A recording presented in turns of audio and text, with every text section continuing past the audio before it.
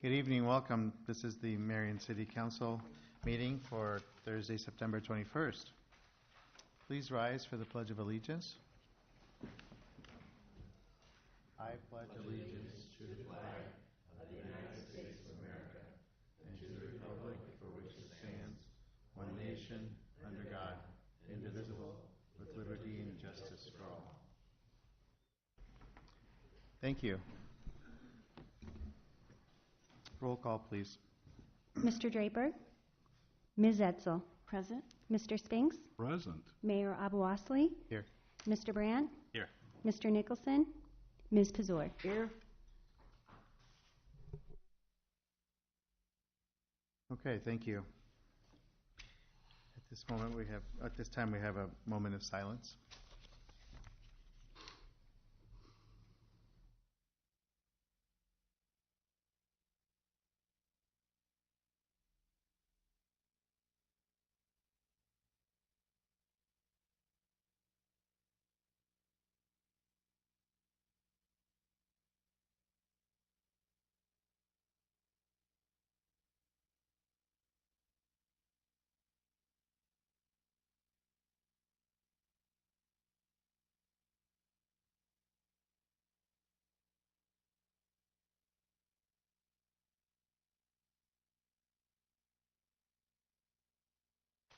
Thank you.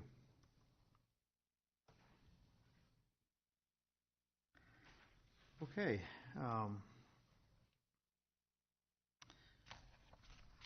Citizen presentations and comments. If there are any citizens to address the council, come forward, sir.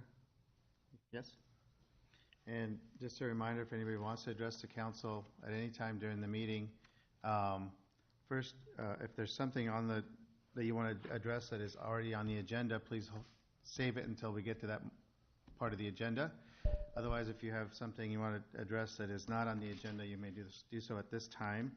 And we always ask that you fill out this card just for the purpose of the clerk having your name and your address for the minutes. So please fill out the card if you're going to address the council. Thank you. My name is Charles Knudsen. I live at 2835 24th Avenue, Marion. I got a couple comments I'd like to make, both of these regarding to traffic signage. About 3 weeks ago, I stopped both here at City Hall and out at the Marion Police Station to report an observation, and that being as when the 7th Avenue and the new construction between 27th Street and 31st Street was completed and opened up, they neglected to put any no parking signs up along 7th Avenue. I know you can't park within 10 feet of an intersection, but there is no parking signs in that stretch on either side. I could go park up in front of the Marion Drug Town legally because there are no parking signs on 7th Avenue. Basically, from Marion Boulevard all the way out to 35th Street, there are no parking signs except for that new section. And that's just an oversight that I pointed out, but it's been 3 weeks and I haven't seen anything to take care of that. My second topic is something I turned in at the beginning of this year, and council referred it to the TAC committee. It also has to do with the 27th Street roundabout, and that was my request to have the speed limit as you approach that roundabout reduced to 15 miles an hour, to 20 miles an hour, as you did the one down here by Country Kitchen. And I've not heard any responses back from the TAC committee, and that's been almost 8, 9 months now, and I don't know how long they need to take to react to or respond to something like that. Thank you. Thank you. Anyone else?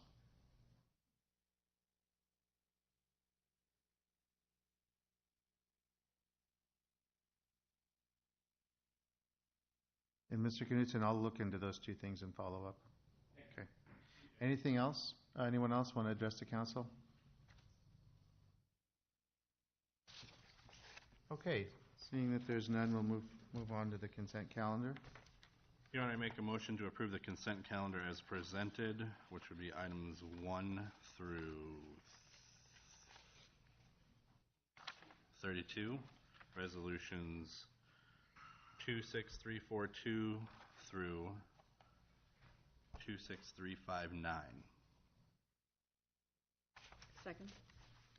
It has been moved and seconded to approve the consent calendar as presented, items 1 through 32, including resolutions 26342 through 26359.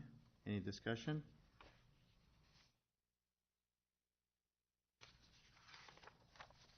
No discussion?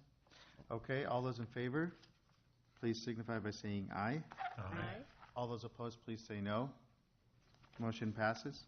Your Honor, I move to approve the consent calendar with your abstention on the following items. Item 33, 34, and 35, which includes the resolution number 26360. Second. Moved and seconded. Discussion? Hearing none. All those in favor signify by saying aye. Aye. Those opposed?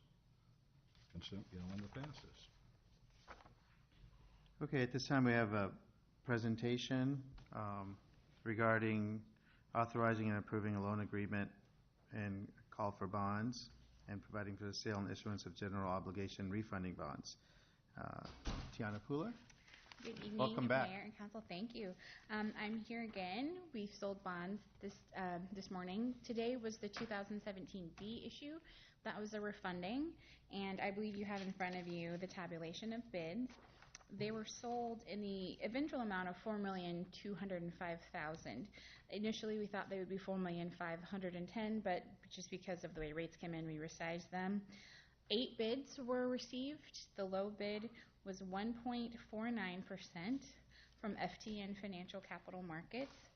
And I'm happy to report that the savings, we originally estimated about $230,000, but the savings was actually $330,000, so about $75,000 more than anticipated. And one of the things that we talked about last time was that your AA1 rating was affirmed for this last issue and this issue. And the question was, where does that put you among your peers in the state? And there are only 3 communities in the state that have a higher rating than Marion's. That would be Clive, Iowa City, and West Des Moines. Those are AAA. But you are among 6 AA1 communities, including Ames, Ankeny, Cedar Falls, Cedar Rapids, and Urbandale. And that was as of May, was this information. So everybody else in the state has either no rating or a rating that's lower than that. So we talked about, what an accomplishment that is, but this can maybe give you some context for how rare that rating actually is. So there are only 6 communities in the state with your rating and 3 with the higher AAA1 rating. And you'll note those are pretty large cities. So Can I just ask you again, because I loved hearing it the last time. What does that signify? AA1 rating, what does that signify to an investor or someone who's looking at the city, or to us as citizens of the city? What should that tell us? So the AA1 primarily is a recognition of your ability to pay your debt. But that ability to pay your debt, of course, represents financial strength, planning, the strength of staff. There are a lot of different things in that, the way you manage your debt profile, the way you manage your cash balances. Those are all going to be things that are sort of influenced in that. The fact that you're growing your property tax, your valuation, those are all things that sort of go into that rating. But the purpose of a rating ultimately is to give a signal to your bondholders how creditworthy you are.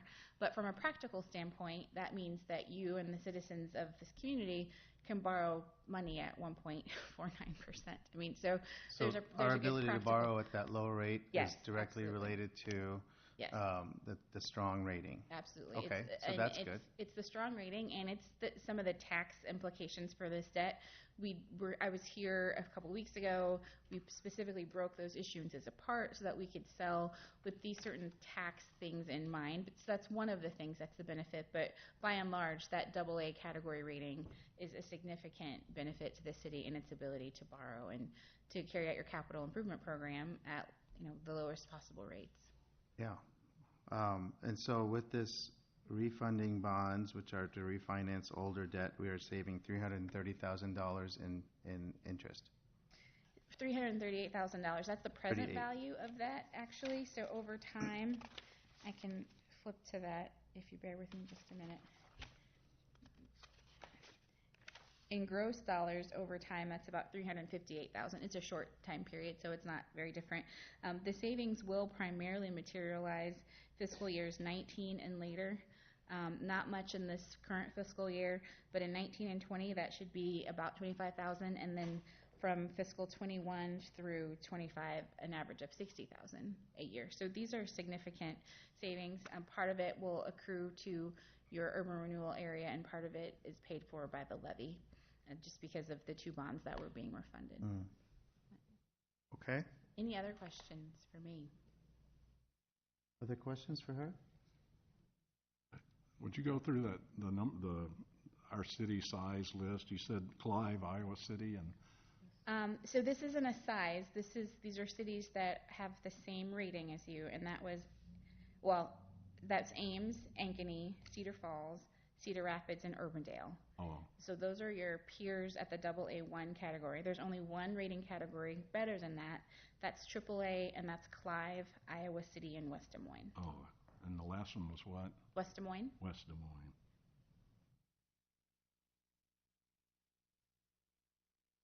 Thank you very much for that information. Oh, sure, absolutely. So if there aren't any other questions, I would definitely recommend that you adopt the resolution to award the bonds to FTN Financial Markets. Thank you. Okay.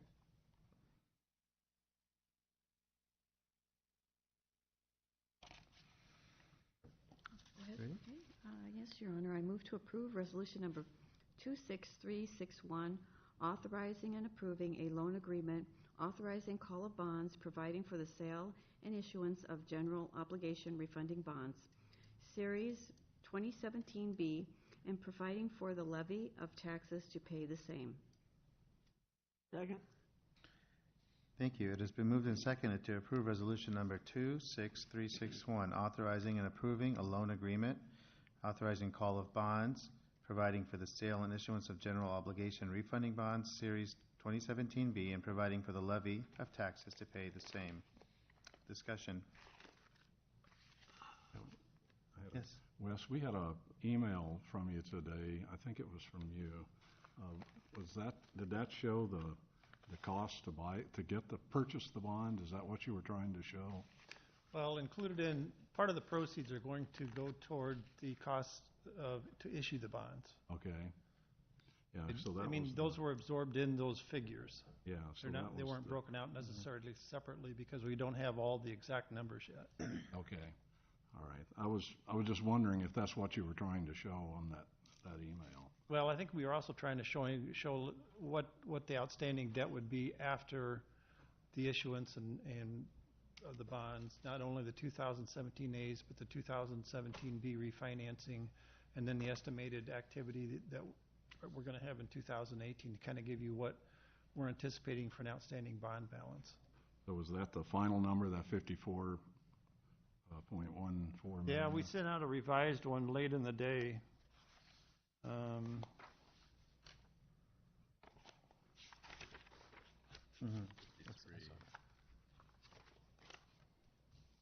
But it's about 53 million, a little over 53 million.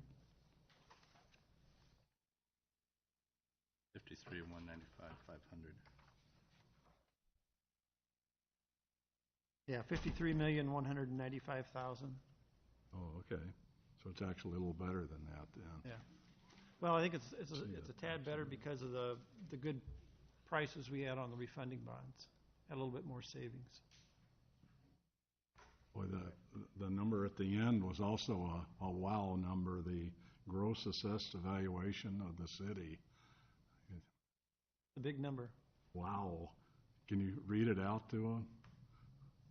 Well, 593,503,769. Yeah. So that does equate to a bond capacity of 129,675,000. So we're about at 42% of our bond capacity, which for cities our size is very good. Yeah. Well, I had to count the zeros on that and said that's $1 billion. Yeah. Wow. Ms. Pooler, how do you see that our ratio of borrowing versus the total capacity. That's a very good number, and that's one of the things that's reflected in your rating. In the rating report, they would talk about things like the fact that you have a moderate debt burden, that you have short debt. Typically, you keep your debt relatively short. Those are all good signs of financial strength and fiscal responsibility. Most cities, I would advise to stay around 85%, and you're nowhere near that. So Most cities are at 85%? No. Most cities have a policy where they won't exceed 85% of that capacity to reserve it for emergencies or something like that, but you aren't even close to that. So you have plenty of capacity, and I think that you've been very conservative about the issuance of your debt. And the short nature of it, as you're growing, you're probably going to get more capacity every year than you spend. That's not necessarily the plan, but just because you're growing so quickly, I would expect that number not to change very significantly over the future. It's something that we look at, but it's a very good position to be in, and Moody's certainly commented on that. Okay, this has all been very helpful. Thank you. You're welcome. Thank you. Thanks, Wes. Any further comments or discussion on this motion, on the resolution 26361? Okay, all those in favor of the resolution, please signify by saying aye. Aye. All those opposed, please say no. Motion passes. Your Honor, with the passing Sure. of that, I do have a couple documents I'd like to have you sign if possible, so we can send them back with Ms. Pooler. Okay.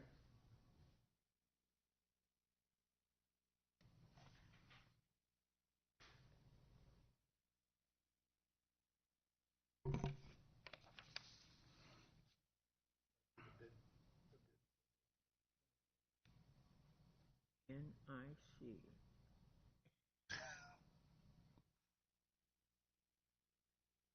You don't think she'd like to sit for the whole rest of the meeting? We're paying her by the hour. Oh, bye. No, I'm kidding. I didn't know that, Wes. In that case, I'm going to camp back there.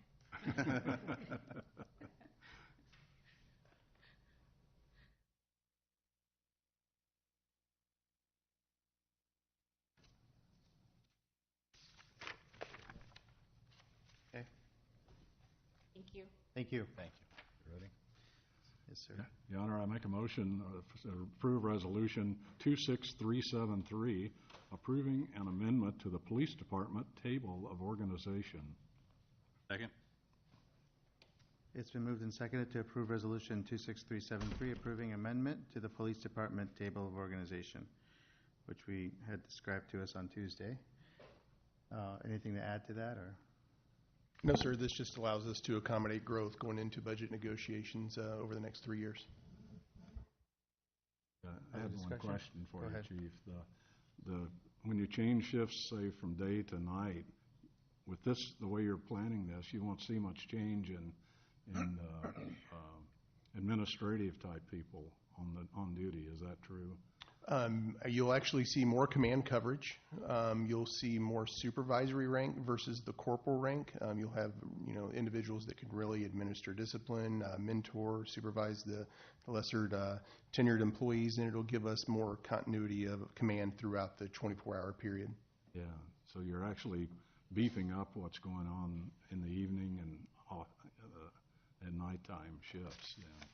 Absolutely, and then it gives us room to grow a few officers over the next 3 years, depending on the budget.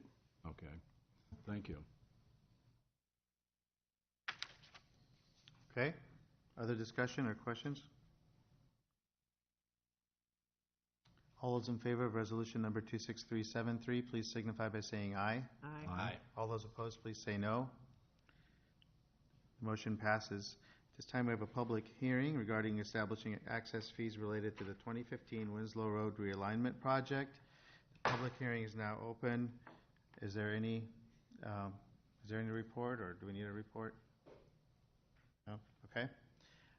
Anyone here to speak in favor of establishing the access fees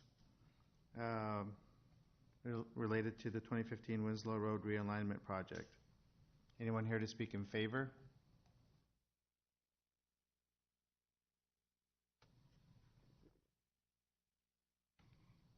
Okay. Is there anyone here who is opposed or to speak against this?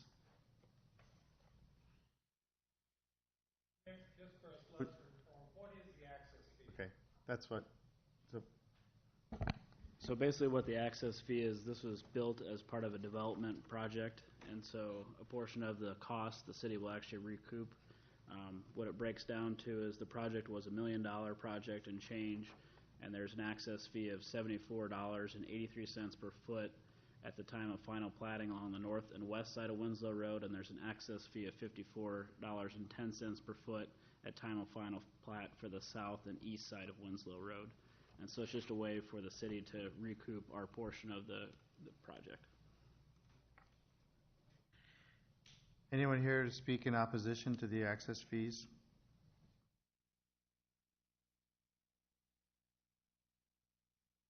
Seeing that there's none, we'll close the public hearing. Mr. Brandt? I make a motion to approve ordinance number 1724, amending Chapter 100A of the Code of Ordinances relating to the establishment of access fees for the 2015 Winslow Road realignment project. Initial consideration. Second.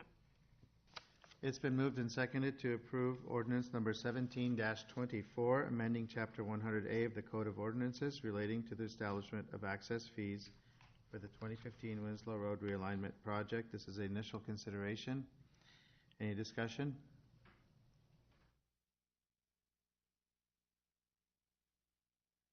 Okay, all those in favor of ordinance number 17-24, please say aye.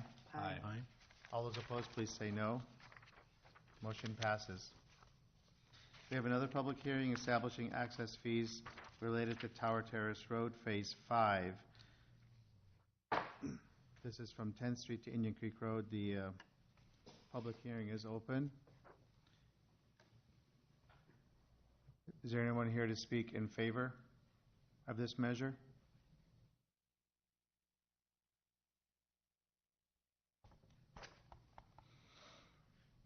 Anyone here to speak in opposition of this measure?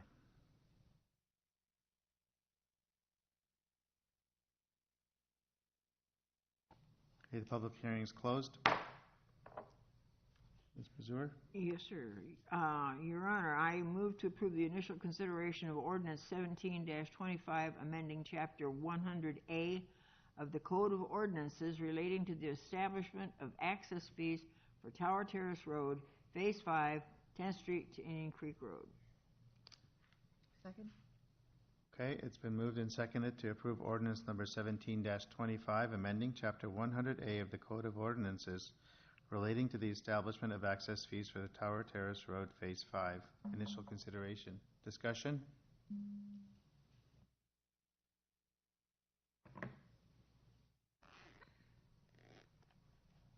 None? All those in favor of ordinance number 17-25, please signify by saying aye. Aye. Aye. All those opposed, please say no. Motion passes. Yes, Your Honor, I move to approve ordinance number 17-26, amending Chapter 63 of the Code of Ordinances, establishing speed limit on 35th Avenue as 35 miles per hour from 35th Street to Highway 13. Add code section 5AB. This is the initial consideration. Second?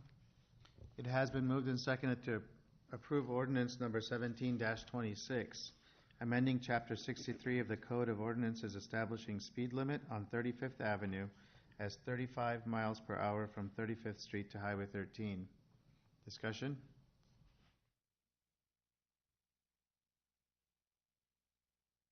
Okay, all those in favor of ordinance number 17-26, please say aye. Aye.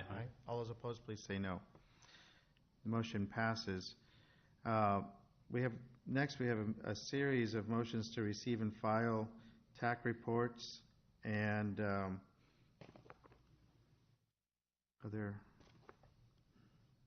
these are all receiving and filing TAC reports for various requests. And if there's anybody here to speak on any of them, just signal to me as we get to it so that we let you speak. Okay? Ready? Your Honor, I make a motion to receive and file a TAC report regarding a request for a pedestrian crosswalk on Boyson Road at Timber Creek Drive, a request by Ralphus at 2025 Timber Creek Drive. Second. It's been moved and seconded to receive and file TAC report regarding a request for a pedestrian crosswalk on Boyson Road at Timber Creek Drive. Discussion?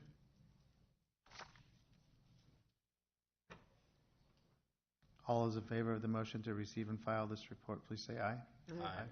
All those opposed, please say no. Motion passes.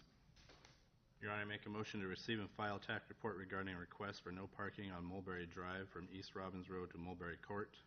Lisa Hawk. Second. It has been moved and seconded to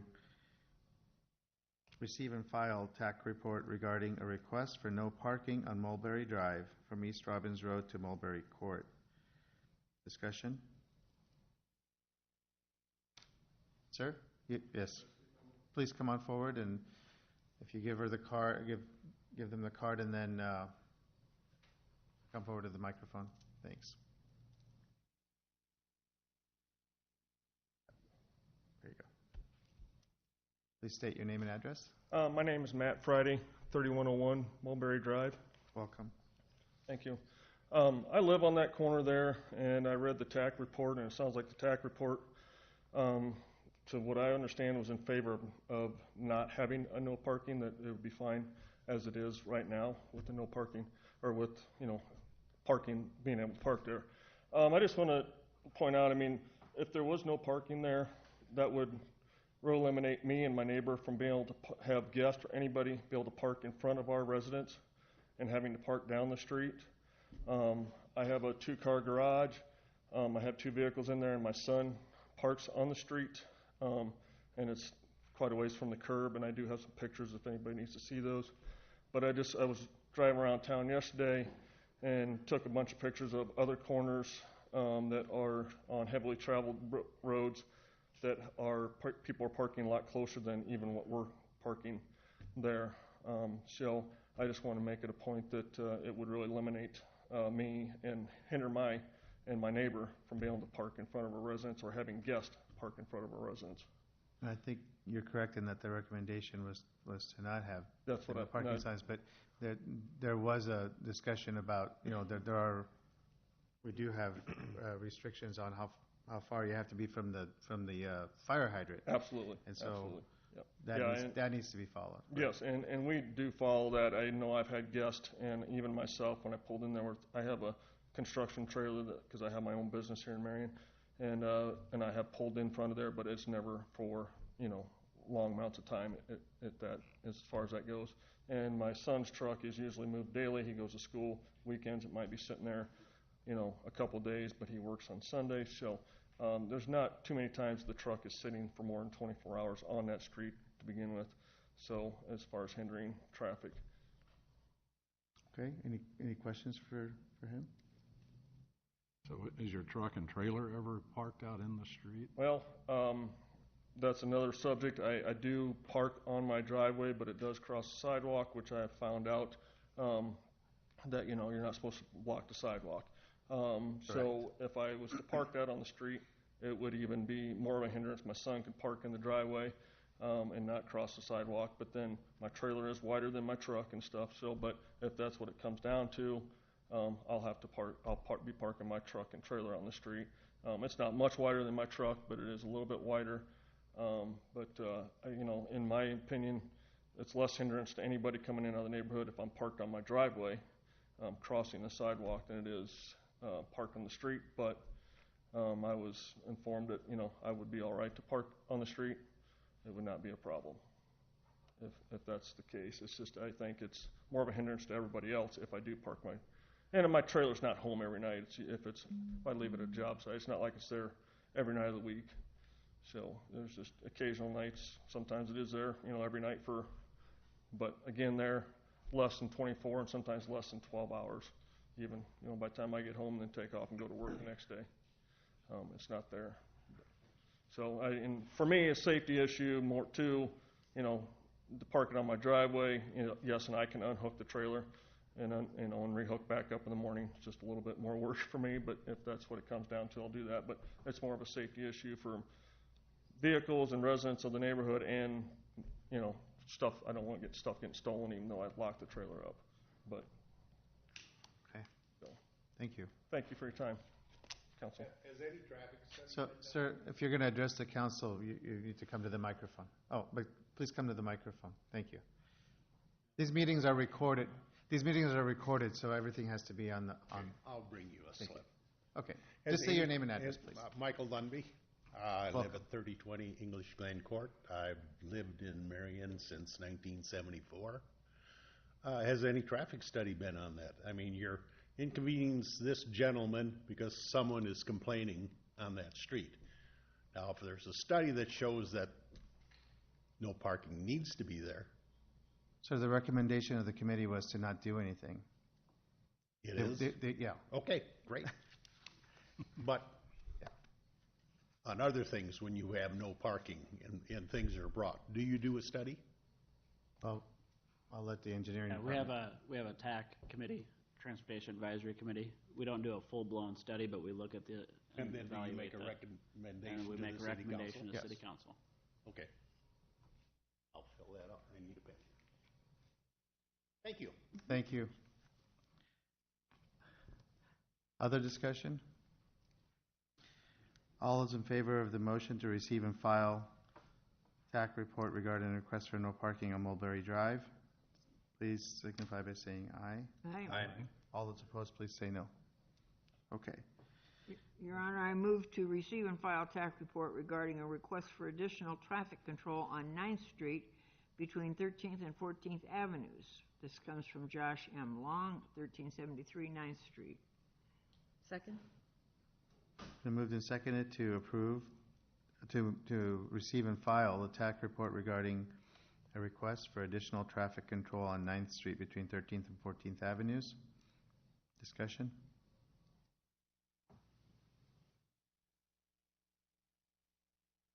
None?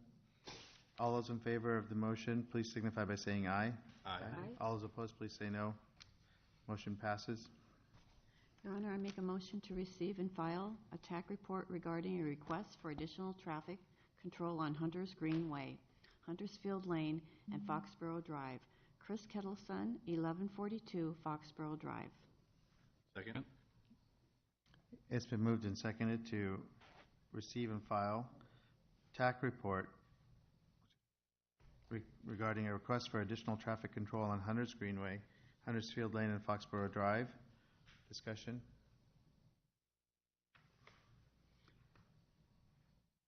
Yeah, actually, now these are TAC reports regarding the request. So, was this approved or disapproved or what? I mean, The recommendation was to do nothing. For all these TAC reports, no action was, or No the action? recommendation from TAC was to do nothing. Okay. There were, I think what you said, but that they thought that there's enough traffic control in the area that nothing Yeah, additional needed to each be TAC done. report goes in, and I can read each one for you, but each one discusses the classification of the street, speed limit, width of the street, and gives a recommendation at the end of the TAC report. But all of these TAC reports say the recommendation is to do nothing. Okay, so then to go back to number 7, the Mulberry Court one, no action was taken on that. So the parking is still, Right. You can still park Yeah, on the street. all of these, no action was taken. okay, it's just that it kind of leaves it in a nebulous, well, okay, what was decided, you know, so. Yeah, so maybe it would be helpful if in the agenda it said, and, you know, no action or something like that. Yeah. Recommendation of no action. Okay, thank It'll you. be coming to a consent calendar near you. Be the Any easiest further thing. discussion on this item? All those in favor of receiving and filing the TAC report on traffic control request for Hunters Greenway, Huntersfield Lane, and Foxborough Drive, please say aye. Aye. All those opposed, please say no. Motion passes. Mr. Spinks? Yes, Your Honor, this is a motion to receive and file TAC report regarding the speed limit on Antler Court. Edward Bull, Associate President for Antler Court Association request. Second. It's been moved and seconded to receive and file the TAC report regarding speed limit on Antler Court. Discussion. Once again, no action. Correct.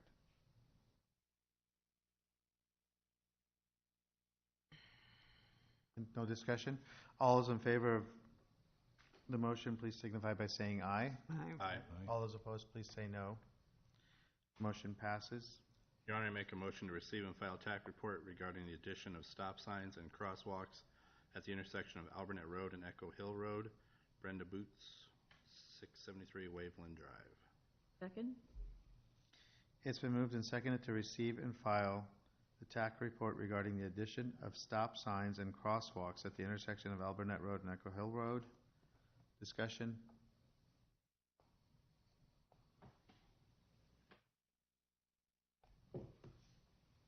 Okay, all those in favor of the motion, please say aye. Aye. All those opposed, please say no. Motion carried. Okay, Your Honor, I move to receive and file the TAC report regarding wayfinding signs to be placed in the right-of-way for the Marion Church of Christ. This comes from Chad Cranfield, minister of the Marion Church of Christ. Second?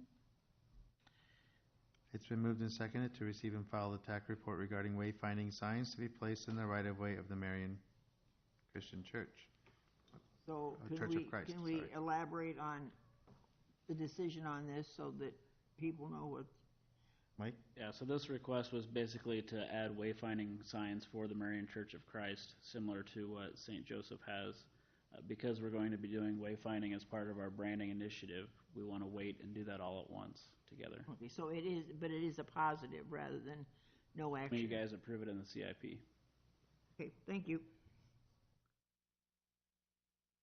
Okay, further discussion?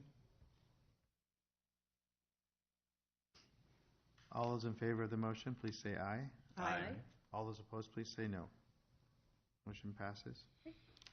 Your Honor, I make a motion to receive and file and refer to TAC correspondence regarding a request for additional traffic control at 11th Avenue and 25th Street. Clay Wheelage, 1121 25th Street. Second? It's been moved and seconded to receive, file, and refer to TAC, the Transportation Advisory Committee, correspondence regarding a request for additional traffic control at 11th Avenue and 25th Street. Discussion?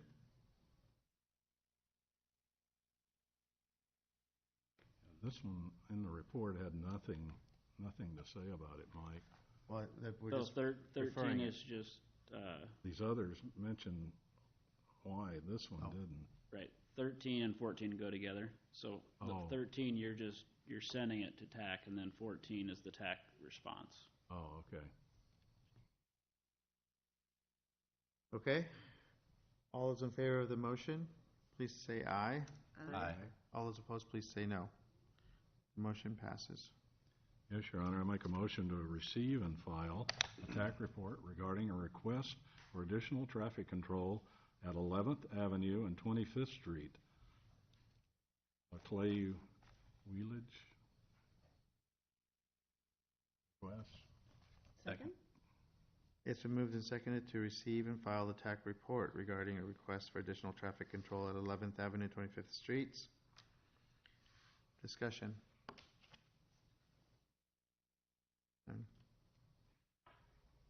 Okay, all those in favor of the motion, please signify by saying aye. Aye. Aye. All those opposed, please say no. Motion passes.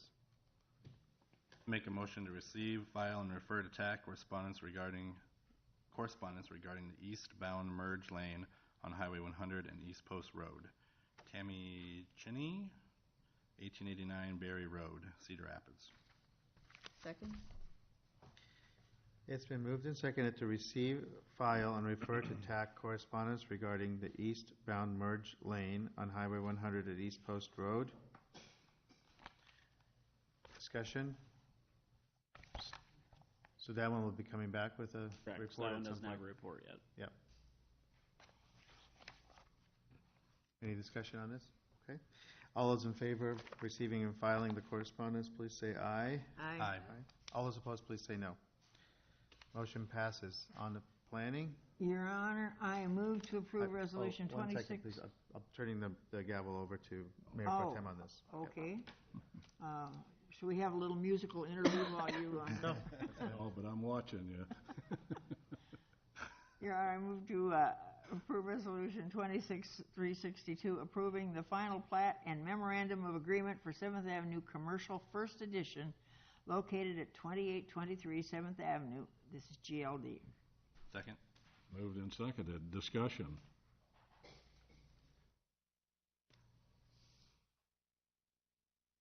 Anything? Nothing heard? All those for Resolution 26362 signify by saying aye. Aye. Aye. Those opposed? Motion carries. And Tracy, you have me down as an abstention on that. Thank you. Okay. Oh, my turn, okay. Your Honor, I move to approve Resolution Number 26363, approving the interim development ordinance improvement review plan related to 890 7th Avenue, 758 9th Street, and the east half of the east-west alley between them. J. Lenz, LLC. Second. It has been moved and seconded to approve Resolution Number 26363, approving the interim development ordinance improvement review plan related to 897th Avenue, 758 9th Street, and the east half of the east-west alley located between those two properties. Discussion.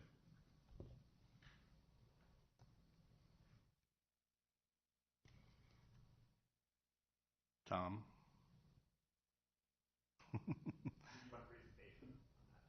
Maybe a presentation, and then could you let us know what you found in the...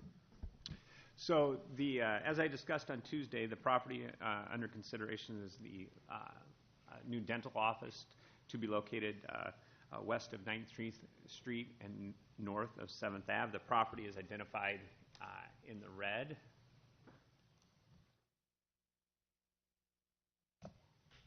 This is the street view of the property. You can see it's current. Well, it was being used as a car lot. I think it's vacant at this point.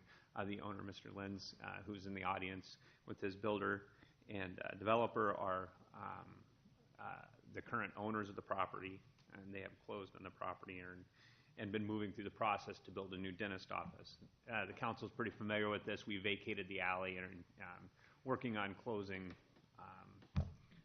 closing for transferring the alley to Mr. Lenz.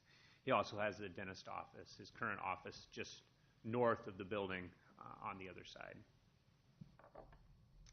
This is the site plan and what's being proposed, and I know it's not easy to see here. But the building located here, this is 7th Avenue, this is 9th, so the building's proposed to be onto 7th Avenue, parking lot behind, and there is stormwater detention being provided as part of the plat or the project. So essentially, Mr. Lenz is proposing to take his existing dental office, tear down what's there on the property now, build a new building, places dental office there, and then lease out the building that he's currently in on 8th Ave.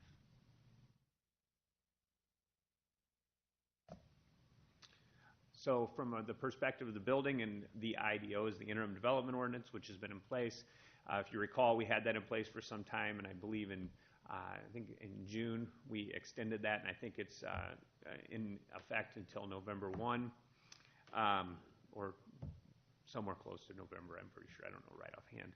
And if you recall, the interim development ordinance was put in place to ensure there is some review of projects as we move forward in the corridor with the update to the central corridor plan.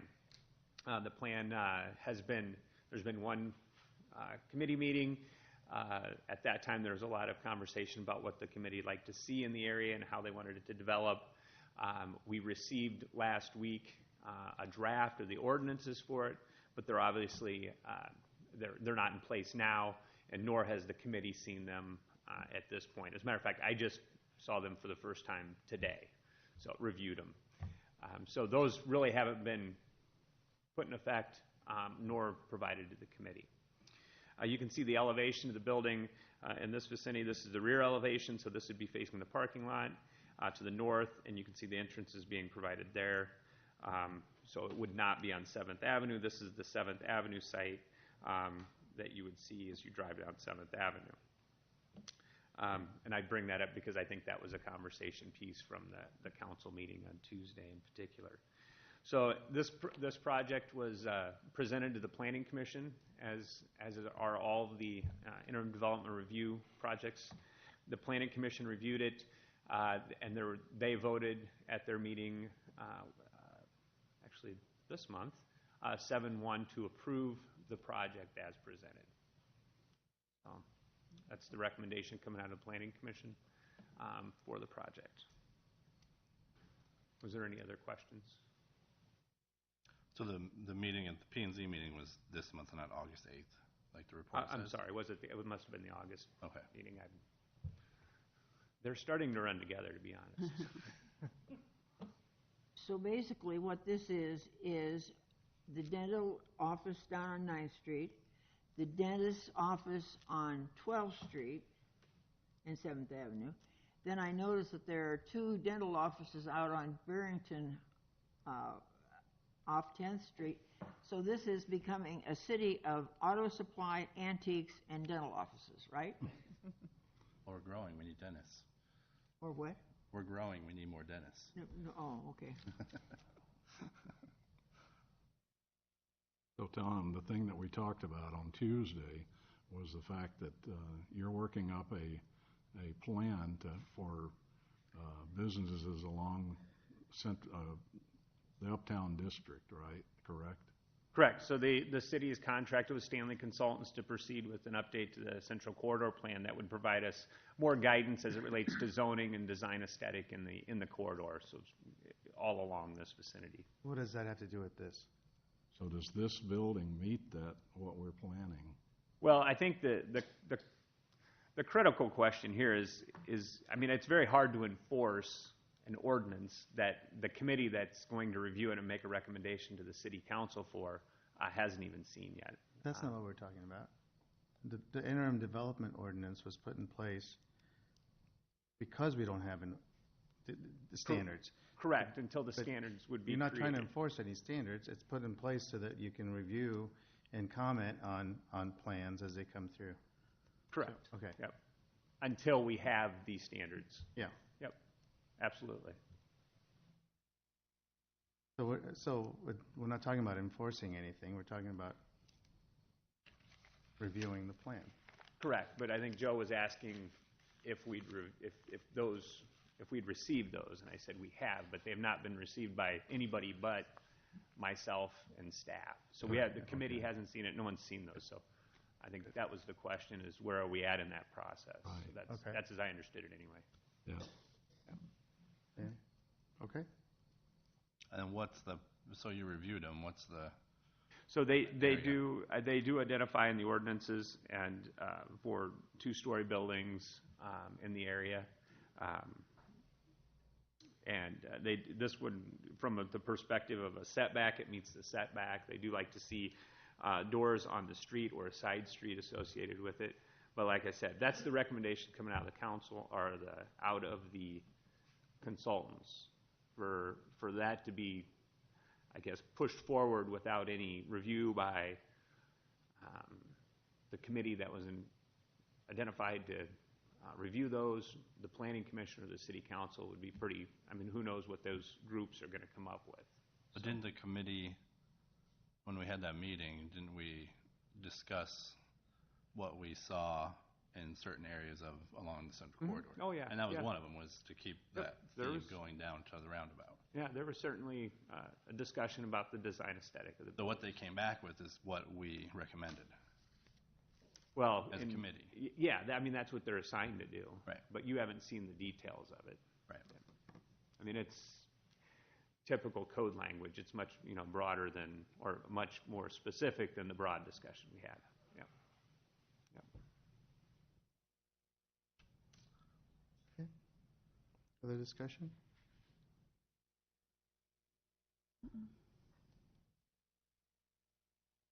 So, I do have a question for the builder then, or Joe, one of the two. So, one of the issues was the walkability and no entrance on 7th. Is that something that could be added? Well, I guess it could be. Wait, sir, please come forward. No, come forward and, you're welcome to talk, but just come forward and state your name and address. Thanks. You can do it afterwards. That's, you know. I'm Chad Pelly with Almond Companies. Well, it could be, but I wish I had the layout. You guys have the flow of the layout, the site plan that shows the building first floor? The inside, yeah. You should have it. It'd be very tough to do, you know, the way that the layout is. He's got his exam rooms along 7th Avenue, a main lobby that's controlled by one employee, and, you know, to do so, it would be dual-sided. On the parking lot. 95% of his patients are going to drive to this. I know there's a planning commission member that was going to walk to his dentist in the middle of winter, but it would be really hard for that layout to work and have the dual doors at opposite ends and control that flow of people in his building. Fortunately, we're on the corner. You know, we recognize it's a blue zone community and the walkability, but, you know, for us, if this was mid-block, we'd have a problem. But because we're on the corner, you know, we felt the extra 50 feet of pedestrian walk, if truly someone was walking, kind of helped us out here.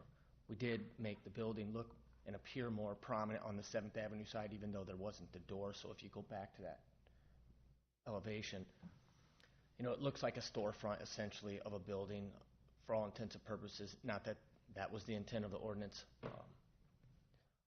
I believe we meet everything in the current IDO ordinance.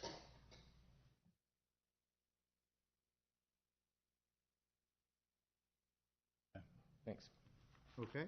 Any other questions for Mr. Pelly while he's up here? No? None? Okay. Was there ever any consideration of making it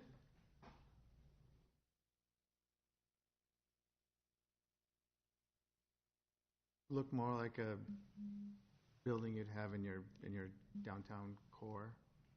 Yeah, you know, I mean, this is tough for us because, you know, it's like saying which one of your children do you love the most.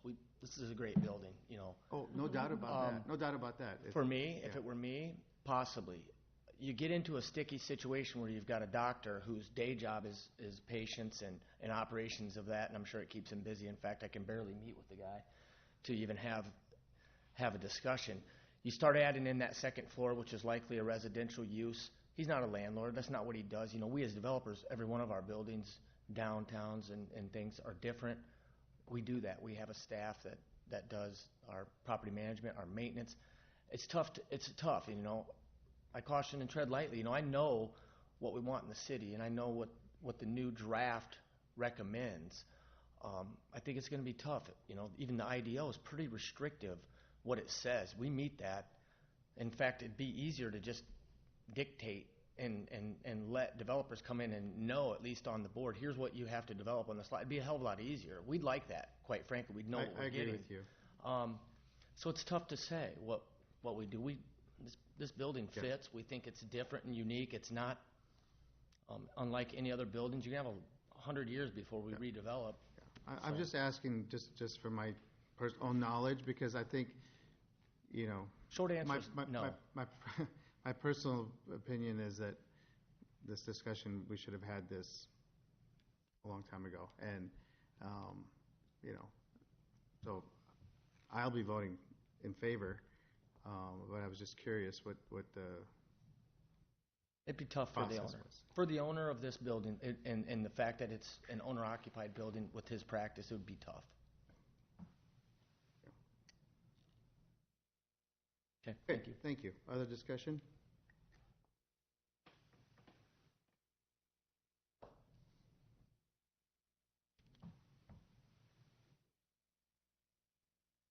Okay, ready to vote? Mm-hmm.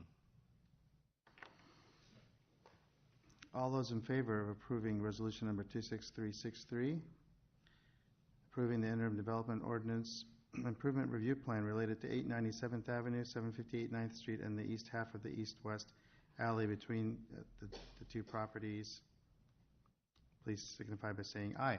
Aye. Aye. All those opposed, please say no. Okay. Thank you. Yes, Your Honor, Motion I'll make a passes. motion, I'm sorry, I'll make a motion for Resolution 26364, approving the issuance of a building permit prior to approval of a final plat for Uptown Dental First Edition. Second? It's been moved and seconded to approve resolution number 26364, approving issuance of a building permit prior to approval of final plat for Uptown Dental First Edition. Discussion.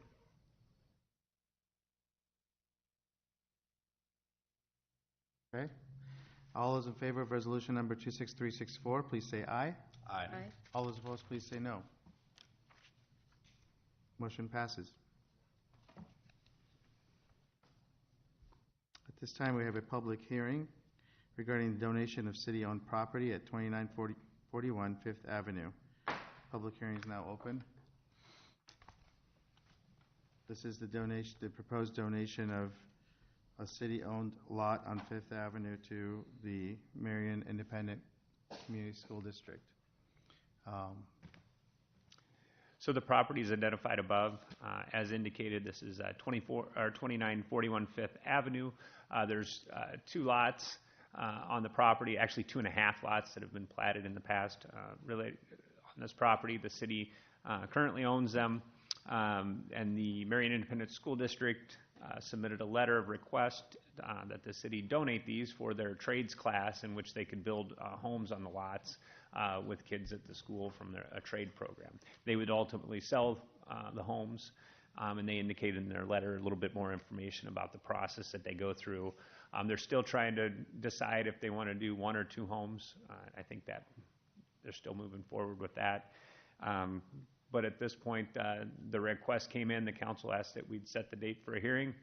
Tonight's the hearing. I'll just let the council know that we did hear one person that had voiced an interest in the property in the past. I'd indicated that we had no formal request from him, but I do recall that there's been phone calls from folks on the property in the past. But this is the council's decision to move forward in this. There obviously are a lot of public interest issues here, and I think from a donation perspective, I think it'll be put into good use with the Marion Independent School District. Okay, is anyone here to speak in favor of this measure?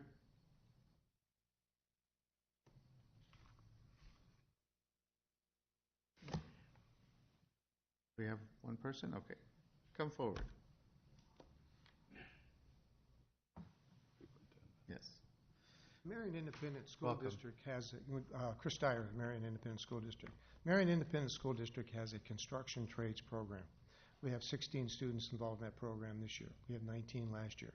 The last several years, we've been purchasing lots outside of the Marion Independent School District, but inside the Marion City, to purchase and build homes. This year, we worked with the city manager saying it would be really nice if we could move into and build a home on a lot inside of the Marion Independent School District. And it makes it convenient for our construction trades to have an open lot and not to do a remodel, because the children in this program learn the skills necessary to build a home. So we did some discussion. These 2 lots were identified. We plan to build an individual home of about 1,500 square feet on each of the lots, 1 this year and then 1 next year. So 2 homes? Yes. And then That they'll was be the question that sold, was asked. they'll be listed for sale and sold, or? Yes, they will be listed as we have always listed the properties that have been built before. School district takes out a loan to secure the materials to buy the home, and then we attempt to sell the home at the same amount, basically, upon which it cost us to build the home. So our goal is to do the same. So we would appreciate very much the authority to be able to move forward on that, as we are getting to the point where we need to make sure we have a lot so we can do some excavation to get a foundation in, so we can do the interior pieces before the winter sets in on us. Any questions for Mr. Dyer? Thank you. Thank you. Anyone else to speak in favor of this measure?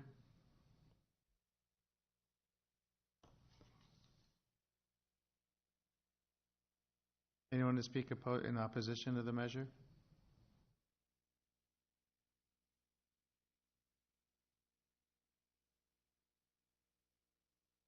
Okay, seeing that there's none, the public hearing is closed. Yes, Your Honor. I'll make a motion to approve Resolution 26365, approving the donation of city-owned property located at 2941 Fifth Avenue. Second. It's been moved and seconded to approve resolution number 26365, approving the donation of city-owned property located at 2941 Fifth Avenue. Discussion. I was just curious, will the city waive any of their fees for doing the plat or any of that? There's no plat. Or whatever is required to approve this? Building permit. Building permits or any of that?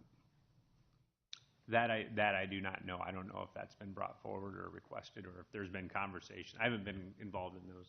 No, historically we have not, because we do incur direct costs for doing all the building inspection and everything related to doing that. And the building inspection department is one of the ones that is the closest to being self-sufficient in the general fund. So even for school construction projects or things like that, we have not historically waived fees. Yeah. The reason I mentioned the plat, if it's split up into two lots, won't we have to? It is 2 lots. It's already 2. Is it shown that way as 2 or just 1? Oh, there's 2 driveways. Yeah, it's got 2 driveways on it. You can see the original platting that was done, and I think we've been working with, I think the school district and the city have both been looking at, I think they were combined as one taxing parcel at one point, so we've been working with the county. I mean, both lots exist in their state, so they're trying to get them, there's no need for a subdivision if they can split them up the way that they were originally placed. It's no different than when we have 2 lots and someone builds over the property line. The county will sometimes combine them as one taxing parcel. So that's the process. It's a process I believe that they're going through now. So there is no reason for a final plat or future platting. The one lot will have, the lot to the east will have, likely have whatever lot number it is plus the west half of another lot for legal description, but it's not uncommon. Now, this is going to just be one home built this year and then one next year, or both of them this year? That's one each year. One each year. Okay, thank you. Mayor, just as a point of order, the city attorney has requested that we do a roll call vote on this one. Okay. Just for my own, again, education, when someone does call in inquiring about a city property, what's the protocol on that? I mean, generally, if there's an indication of like if there's knowledge of staff of what's going on, for instance, the block between City Hall and the library, there's a lot of conversations going on. The city is in the middle of trying to figure out what that is, whether it's the library, a parking lot, or parkade, or whatever that is. As an example, we'll say that there's really not an interest in that at this point. However, if there's a further desire to make it known that you want to acquire property or an item that is city-owned, that you'd need to formally request it from the city council. Okay, so people are advised that they can make a formal request if they want some kind of action one way or the other. Absolutely. I had a guy call me once, a garage off one of the lots that we recently purchased for right-of-way, and he did submit a letter. So after we indicated such, if you remember last year, there was a gentleman that came in and he wanted to purchase a larger shed from another property we own. Not to belabor the issue, but we get calls whenever we acquire property. We get calls from everything from somebody wanting the 3 rose bushes in the front yard to the lattice on the side. I mean, we get calls. No, I understand, but the ordinary citizen may not know the protocol of how you formally make a request. So they're being advised how to do that or what they need to do, and that's and that's good. And I did check to make sure that there were no formal requests from the gentleman that did call us regarding the property, and there was nothing of record. Okay. Other discussion on this?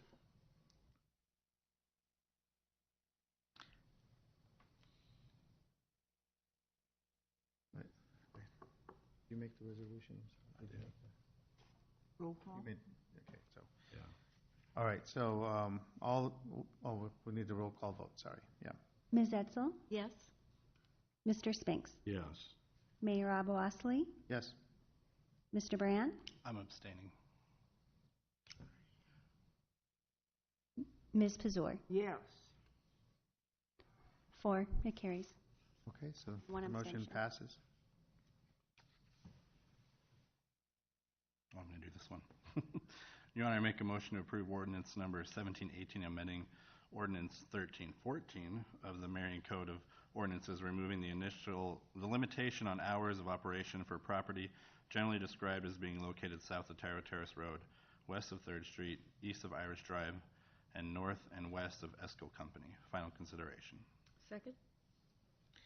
It has been moved and seconded to approve ordinance number 17-18, amending ordinance 13-14 of the Marion Code of Ordinances, removing the limitation on hours of operation for property generally described as being located south of Tower Terrace Road, west of 3rd Street, east of Irish Drive, and north and west of Esco Company. This is the final consideration. Discussion?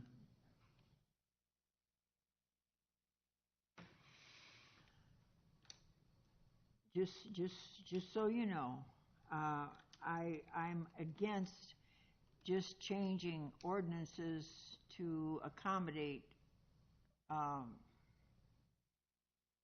little individuals because I think it's a bad precedence to start.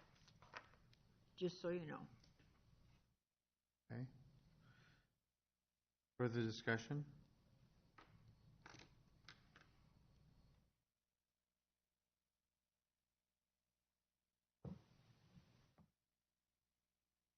Okay, all those in favor of ordinance number 17-18, please say aye. Aye. All those opposed, please say no. No. 3 to 2. 3 yeses, 2 noes. Motion passes. No, it No? doesn't. No, because there's two Oh. absent, which count as no's. It would fail. Is that correct? So it has failed. Okay. Sorry, my mistake. But either one of those fellows can bring it back because we are the prevailing vote at the next meeting. I see. Just Okay. just to keep you honest. Okay, so the motion on the final consideration of ordinance number 17-18 has failed. Okay. Kim? Oh, yes, I'm sorry. Your Honor, I move to approve resolution number 26366, approving a letter of support regarding a request from Tracy Achenbach, Director of Housing Fund for Lynn County, for assistance with local match requirements and authorizing a match of $45,000. Second? It's been moved and seconded to approve resolution number 26366, approving the letter of support regarding a request from the Director of Housing Fund for Lynn County for assistance with local match requirements and authorizing a match of $45,000. And we had a nice presentation on this on Tuesday. Any discussion on this?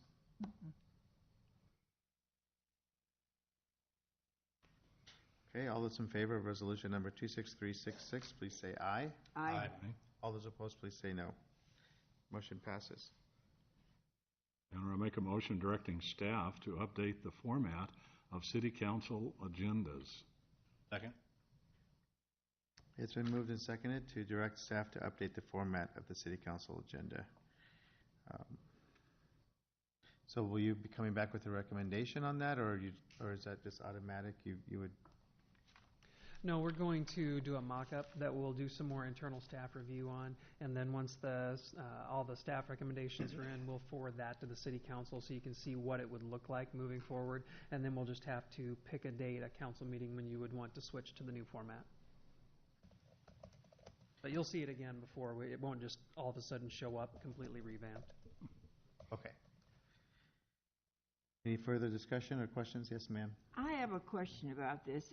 According to department heads' contracts, they are salaried but they also receive comp time for any time other than what they are contracted to work, which in speaking with several companies, they say if you're salaried, there's no such thing as comp time and you don't get overtime, you're salaried.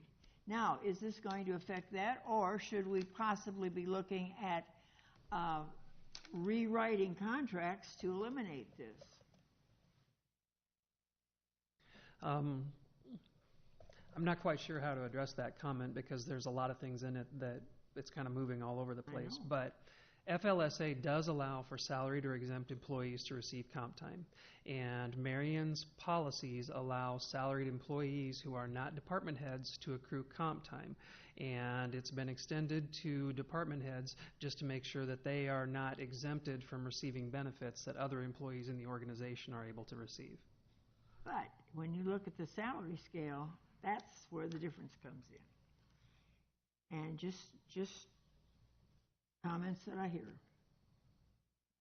Thank you very much. Okay. I have a question too. So Tuesday you talked about some software for agendas. Is that something that you're going to be looking into for possibly the next budget, or is this something that...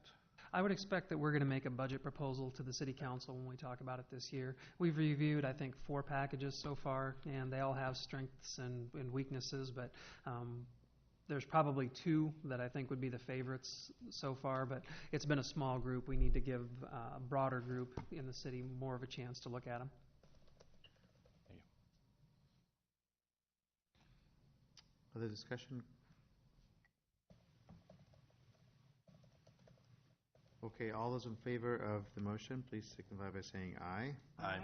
All those opposed, please say no. Motion passes. Your Honor, I make a motion to approve resolution number 26367, approving the economic development policy. Second? It's been moved and seconded to approve resolution number 26367, approving the economic development policy. Discussion?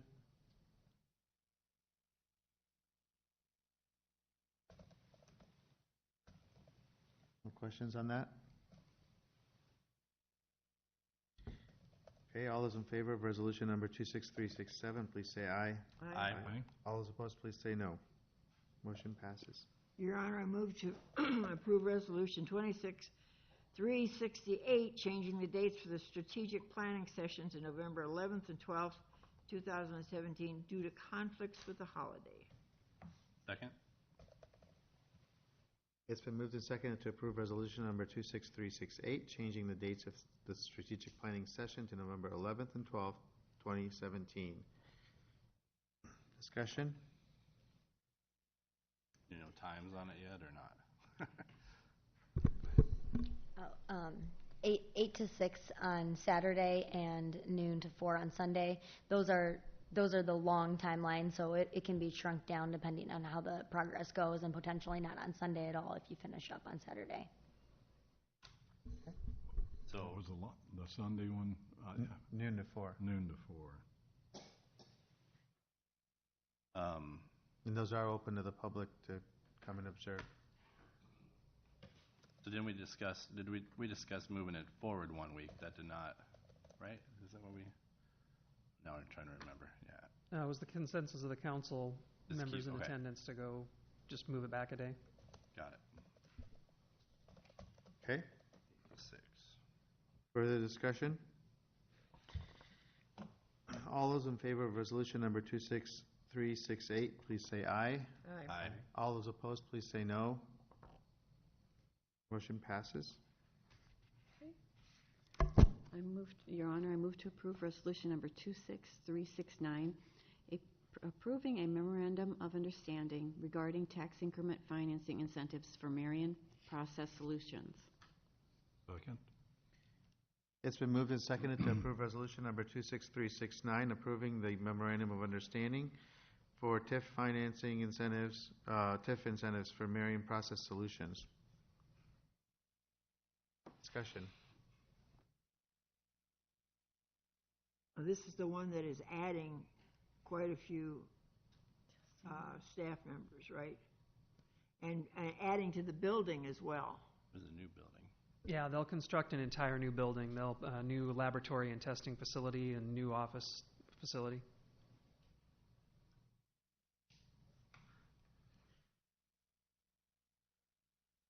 Okay, further discussion? I always ask, Lon, the tax revenue that we receive will outweigh what they're doing now, what we're receiving now for their current business? Yeah, they'll be taking down a building, if I remember, that had an assessed valuation of about $132,000 or so, $160,000, somewhere in there, and replacing it with a building that's probably going to come in around $900,000. But the first year tax bill will be higher than what they're paying now. Yes. Without it. That's always the yardstick I look at.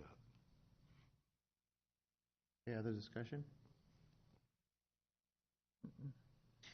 All those in favor of resolution number 26369, please say aye. Aye. All those opposed, please say no. The motion passes. Yes, Your Honor, I make a motion for resolution 26370 of support of Marion Process Solutions application to the Iowa Economic Development Authority High Quality Jobs Program. Second. It's been moved and seconded to approve resolution number 26370, supporting the Marion Process Solutions application to the Iowa Economic Development Authority High Quality Jobs Program. Discussion? Just for clarification, Councilman Spinks, I pulled it up, and the current taxable value on the site is $121,000. Okay, thank you. So jog my memory on this one then. What are they applying for? They are going to be receiving an incentive from the state where, because of the quality of the jobs that they're creating, they'll get a rebate on the sales tax that they pay for the construction materials used to build the facility. Another component is because this is a testing facility, they'll get a credit for research and development that'll be applied towards future expenses. The reason we actually are approving incentives on the local side is local match. There's a match requirement from the state for the incentives that the state will provide. Yeah, I wondered why, like Medco wouldn't be involved in that, or? Medco assists with the preparation of the application that goes into the state. They and the Economic Alliance work together to gather the information needed to submit those applications. Okay. But Medco doesn't have a direct financial stake in it, no. Okay, thank you. Okay. Further questions, discussion? Okay, all those in favor of resolution number 26370, please signify by saying aye. Aye. All those opposed, please say no. Motion passes. Make a motion to approve resolution 26371, approving a memorandum of understanding regarding tax increment financing incentives for SB Coastal LLC. Second? It's been moved and seconded to approve resolution number 26371, approving a memorandum of understanding regarding TIF incentives for SB Coastal LLC. Discussion. Would you explain, please, exactly what SB Coastal LLC is?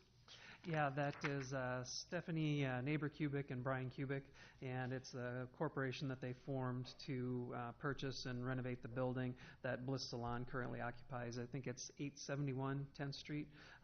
It's an older historic brick home that has been residential on the main floor with the salon and residential upstairs.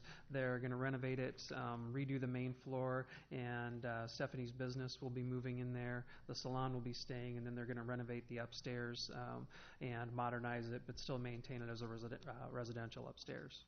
What's the age of that house, do you know? I'm sorry. So I believe it was built in 1880 when I looked it up.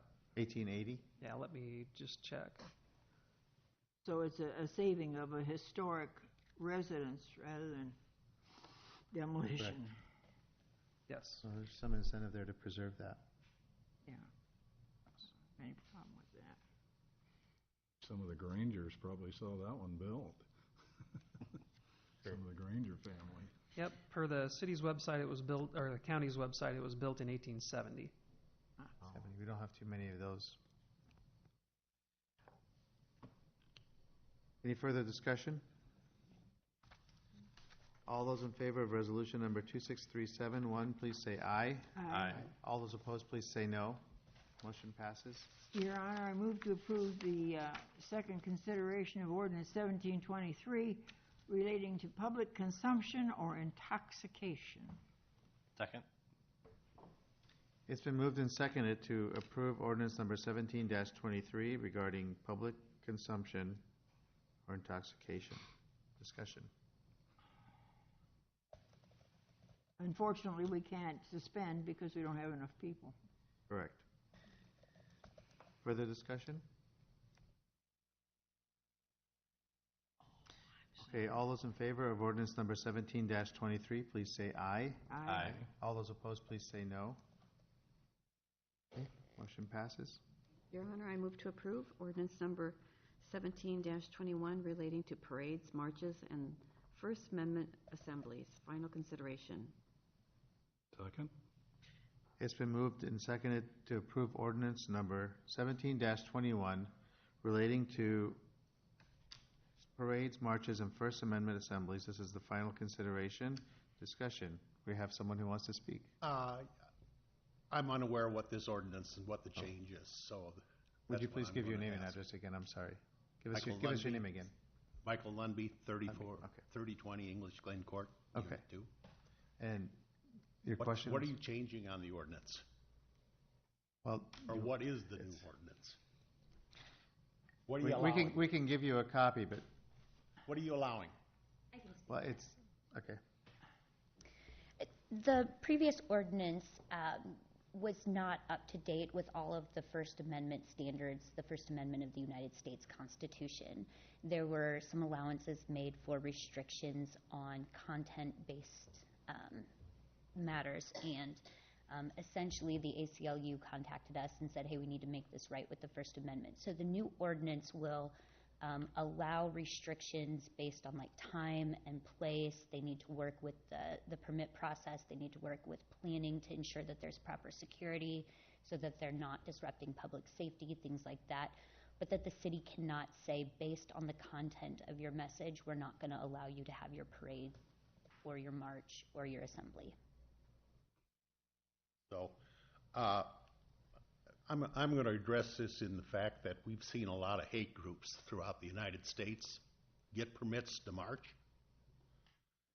Some of these hate groups are Klans, some are Nazis, and we have plenty of honor flights going out of Cedar Rapids, men who fought the Nazis, and I don't care about their First Amendment rights, and neither should we on the council. During the coming parade for Swamp Fox, I have a concern that the Confederate battle flag, South Carolina, will be displayed. That is not the flag of the Confederacy. It is a flag that was adopted by the Ku Klux Klan as a symbol of hate. That flag should not be allowed to be displayed. You go back in history, there's a lot of arguments what the Civil War was about, but it basically in the end was people committing treason against the United States of America. We shouldn't condone treason. That's my opinion on that. First Amendment, murky situation. I'd rather be sued and feel good about ourselves than let a hate group demonstrate. Thank you. Thank you. Just for clarification, I mean, with the change in the ordinance, it's just, I mean, With the change in the ordinance, should groups come and make an application, we cannot restrict based on content-based because of the First Amendment. The First Amendment is something that's a federal guarantee, and local governments can't supersede that. We can't supersede the state law or the federal law. We have to honor those. That's why you've seen those groups get their permits. What we can do is we can choose to put proper security in place. We can make sure that we work with groups. There is a right to protest those groups, to do so in a peaceable manner, but unless there are actual threats, and there's a very specific and narrow definition of what that is to public safety, we can't say, we don't like your message, you can't march here. I don't know why. And if we were sued on those grounds, we would lose.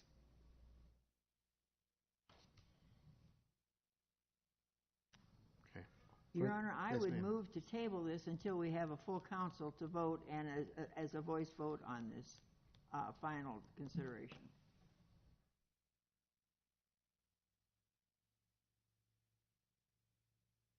I'm not going to get a second.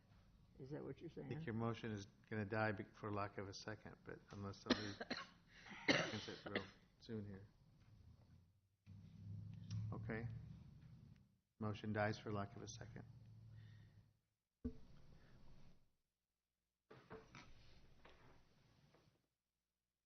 Okay? Any further discussion on the motion? Sir, please come forward and say your name and address, and you're welcome to address the council.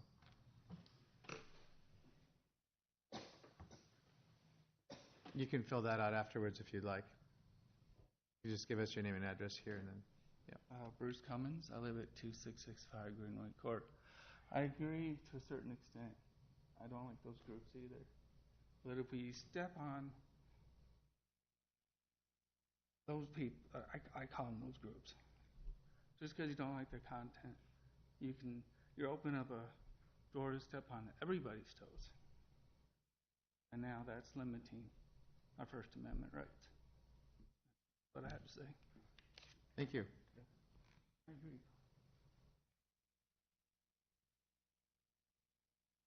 Further discussion? So this is not a roll call vote, is it? No. We haven't done it before. Yeah, okay. I don't believe it's required. The council can always elect to do a roll call vote if you wish. All right. Any further discussion? All those in favor of the motion to approve the final consideration of ordinance number 17-21, please say aye. Aye. All those opposed, please say no. No? Okay, we have one no. Motion passes.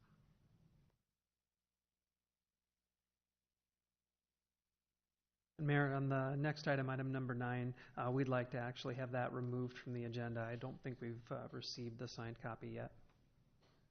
Okay. And when we get to council discussion time, if the council would indulge me, I'd like to take a little bit of time to do an update on the CIP based on the input that we received from the council. And there's a couple items that we need a few more pieces of guidance on. There's no decisions related to it, but we can have some discussion. Okay.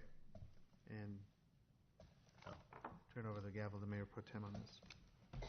We read this, you read number 10, Will? Sure. Mayor Pro Tem's appointment for Phil Leggett, 2695 Pebble Creek Drive, to the Marion Municipal Airport Committee. A second? Second. Moved and seconded. Any little background, Phil lives just down the street from me, 29th Avenue, so he's definitely in Marion. Doesn't own any land out by the airport. He's an engineer that has done many things with air traffic type things, and he's even done, site surveys after an accident and things like that. So he's very knowledgeable of airport workings and things like that. So Is he overqualified? he probably is. He knows it's not a paid position. Right. Yeah, he's retired. Okay. And so, so anyway, I talked to him quite a bit, and he seemed very knowledgeable of airport working. So I would pleased to have him on there, even though I'd still like to have a developer, but.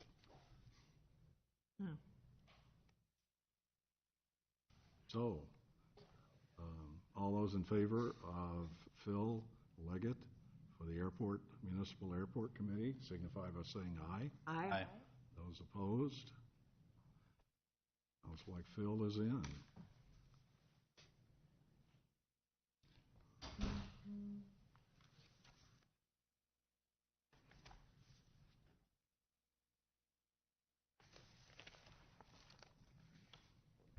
This one you wanted to discuss, or, sir? What year did his appointment end? It says XX on the date on this. That'll be one of the things that since the committee is just now being organized, Charlie, at their first meeting, they'll draw names out of a hat or something for their term assignments. The committee will make those selections. End date on his appointment? There are terms, but because they're staggered, they have to decide who might get a 1 year, who gets a 2 year, who gets a 3 year, and the committee will do that at their organizational meeting. They'll put those dates in. As Councilor Pazur wisely said last time, his term is 2020. I didn't. You said that. Yeah, you Did I? Yeah. I thought that was wonderful. That was your joke. Oh. We all laughed. I thought really that hard. was pretty, for Mary Lou to pick up on that. Oh, well, wait a minute. I have to think about that. Okay, I wanted to go through kind of the results of the scoring for the city council as it related to the capital improvements program. Is your mic on? There's a few things that we wanted to get some clarification from that. Is your mic on? It was not. All right. So I wanted to have an opportunity to go through the results of the scoring on the capital improvement program rankings with the City Council and to get a little bit of guidance from you on the annual programs. And so I thought we'd start off with a little bit of a recap with how we've gotten to where we are. From July to September, we did a public call for projects and then did our first public open house on August 29th. Council did a special work session last week to go through the CIP in more detail.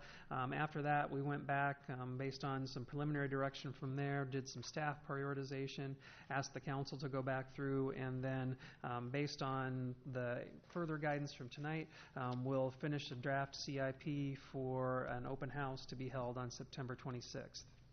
So this slide shows you a listing of the projects that came out as the top council priorities, meaning that of the 7 city council members, these are the ones that had generally 6 or better council members in favor. A lot of them were ones that we have talked about extensively over the past few years. The one that was newer to the list, I think because it came upon us as a needed repair and actually ended up being the top priority, was swimming pool water line repairs. We've been having a leak issue with the pool that needs to be taken care of, and the council members, every council member identified that one as a priority. The numbers that you see in red are ones where there's not a specifically identified source of funding for a project yet, or if there's a gap. And what I mean by that is, like, I'll pick the Eco-Industrial Park out as an example. We've talked about doing that as a revenue bond, but until we actually would issue a revenue bond, it's going to show that it does not have a dedicated source of funding. It'll still be in the CIP, but until the council actually takes action to authorize funding for that program, it's going to show up as not having a dedicated source of funding. Even though we may have a plan to do that, right now it could happen in 2017.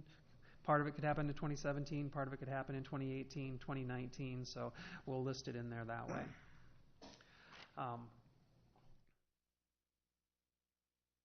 So anything that is in all black is a project that is fully funded. Already went through the fact that the water line showed up on us as an unexpected expense.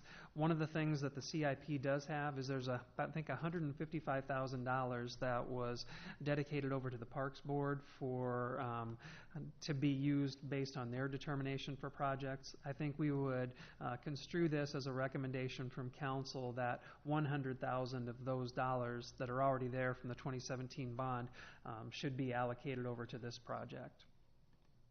Then with the Eco-Industrial Park, with all the different phases, you have the $15.5 million. And again, as I said, since we haven't actually taken action to do a revenue bond on this, it shows up as having no identified funding source. I think Ryan and I have met with representatives from Dorsey and Whitney and Piper Jaffray to talk through the way that this could be financed, and no matter which way it's set up, the intent would be to pay for the cost of the conversion with the savings that are realized in operating costs by making the transition from a diesel fleet over to the compressed natural gas fleet. Fire station number 3 is partially funded. While it does have local option sales tax attached to the project, the current estimates would show a shortfall of about $1.1 million for that. And then we have the administrative building listed in the CIP as the headquarters that has an estimate of about $1.7 million. We have talked about the possibility of doing a voter-approved bond for that. In conversations with the chief, one of the things that we're being a little cautious about is not knowing exactly where Linmar is headed. If they're going to retool their project and bring it back out, we'll just have to have ongoing discussions with the school district about timing of that. I think from our standpoint, we would hate to put ours out with the school and have the schools get approved and ours not. And conversely, we wouldn't want to put ours out and have ours get approved but have theirs not get approved and really kind of end up putting the public in the position where they have to pit one against the other. Station 4, while we had talked at the CIP session about potentially doing all of them together, in further conversations with the chief, I think it's probably going to be better to split those projects and do Station 3 and the headquarters building on one, and then do Station 4 a couple of years later. We'll still have to develop the plan for where Station 4 would go and what Station 4 would cost, what year it would happen as part of doing a bond for these two projects. So the public would be fully aware that we would intend to come back. But as the council, I think, has seen, going with that lower bond issue amount would allow us more of an opportunity to preserve our bank qualification when we issue those and get the best interest rates possible. If we do them both together, there's the potential of an interest rate penalty by going over that $10 million that would be issued in a calendar year. Splitting the two, in my mind, makes more sense because it gives us more opportunity to make sure we're getting the best financing rates. So the annual programs is the area where I think from the staff side we need some more guidance. Between the ones that were proposed, the cost is about $1.8 million per year in FY 19, and then it's projected to go up. And so what we did was we put together a little exercise so that we could get some guidance from the council about which ones in the categories are your priority. So for example, if 3 of them are proposed in storm sewer, we're curious to know which one of the ones in storm sewer would be the most important. Because if we bring back funding proposals to the council and you would elect to phase them in or something like that, then we would already know, okay, if we've got limited funding, this is the one that we should address first.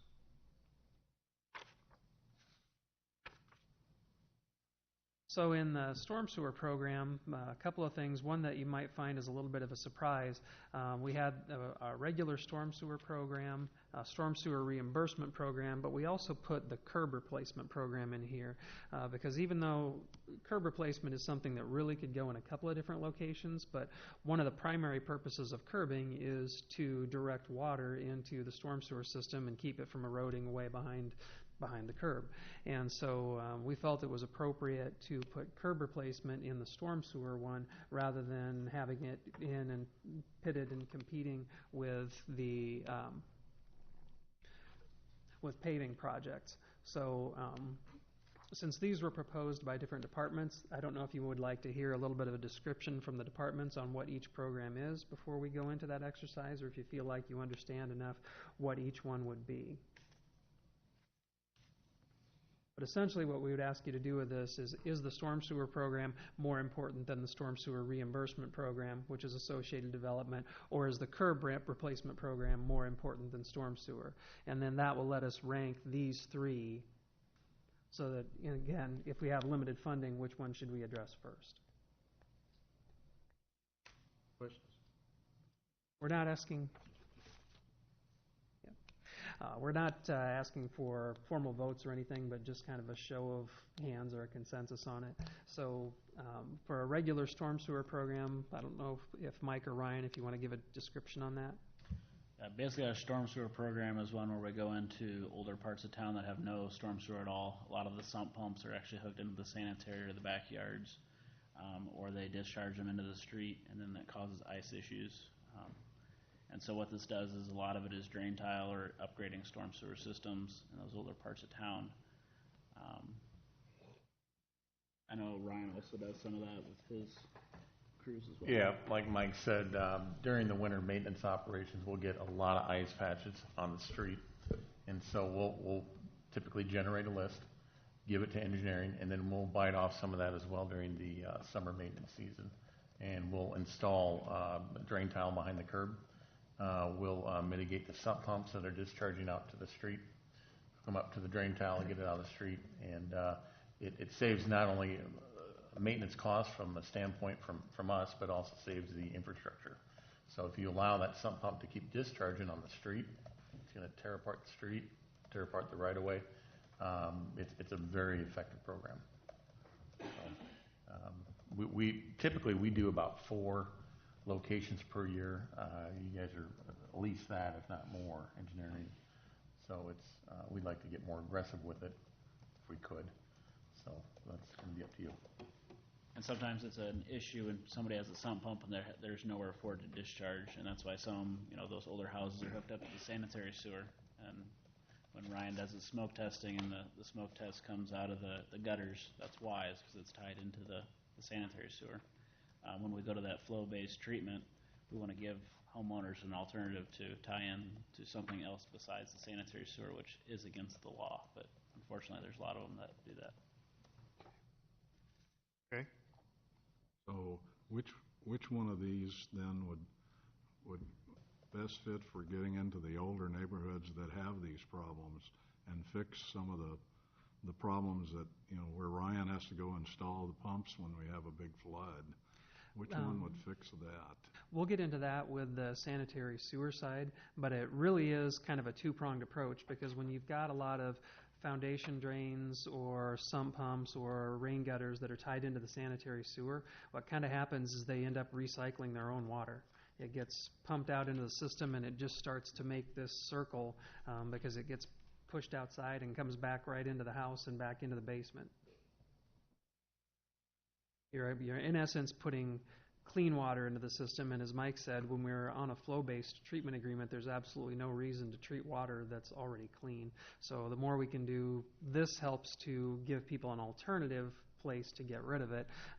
But when we get into the programs that were proposed on sanitary sewer, there's more that address that directly. So here what we're really looking for, and the storm sewer reimbursement program, I think in this context, is when we reimburse developers for oversizing storm sewer facilities, whether it's a culvert or an actual storm sewer or something like that, that's beyond what they would be required just to do to serve their subdivision.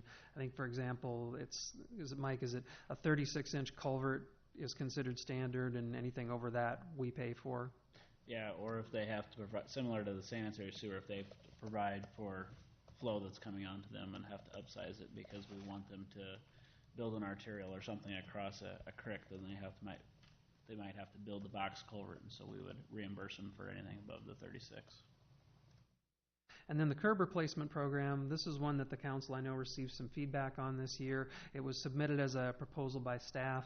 Our transportation dollars, especially on the overlay projects and things in the older sections of town, we really have focused on, I think, the traveling surfaces. And in some cases, like over by Farmer State Bank, we've done curb replacements associated with those projects. But in a lot of other cases, we've gone in and just done simple mills and overlays. I think engineering often ends up having to make a judgment call that the curb may not be aesthetically pleasing, but if it's still functioning, then it wouldn't necessarily call under engineering standards yet to be a replacement. So it was proposed as an annual program. So what we would ask you to do here is just let us know by a show of hands, given that context for those 3 projects, if you were to put the storm sewer program up against the storm sewer reimbursement program, which one would you feel more is a higher priority. So if you think that the storm sewer program is a higher priority, as described by engineering and public services, I'd say just raise your hand. Say that again. Well, I have a question first. Yep. How do you prioritize storm sewer reimbursement program when it's a, I mean, it's a program that I mean, if you put other things in priority over it, do you just not do it? Well, it's what it puts the city in the position of doing is if a developer comes in, and we do encounter this where they're getting into some far-flung areas, you could be in a position of telling a developer, no, you can't do that phase this year. We have to wait and do that phase next year because we don't have the budget to do it this year. And no matter how much we put in there, if we get 5 proposals and you've budgeted $100,000 for it, and we have $300,000 in requests in 1 year, we're not going to fund them all anyway. So if they want the reimbursement, which they can choose to not get it, but if they want the reimbursement, they have to wait until They would have to wait until funding was available. Mm-hmm. Okay. Well, okay. Yep. I don't know with that. So I saw Kim thought that the storm sewer program was more important than reimbursements. Yeah, so do I. Okay. So that clearly is. So then the other question would be is, which one would you think was more important, the storm sewer program or the curb replacement program? For me, storm sewer. Storm sewer. Storm sewer. Okay. I would put curb replacement second. And then the only question then would be to that point, Mayor, ranking storm sewer reimbursement versus curb replacement, which of those two is more important? Curb replacement. I think we have to take care of what we have. Okay. And there's a lot of sections of town where the curbs are disappearing. Okay. Oh. I know I get the emails from people and the letters. Okay.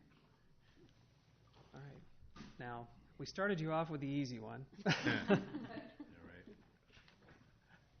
So here's the one that's the longer list, and this is the one for things that impact streets.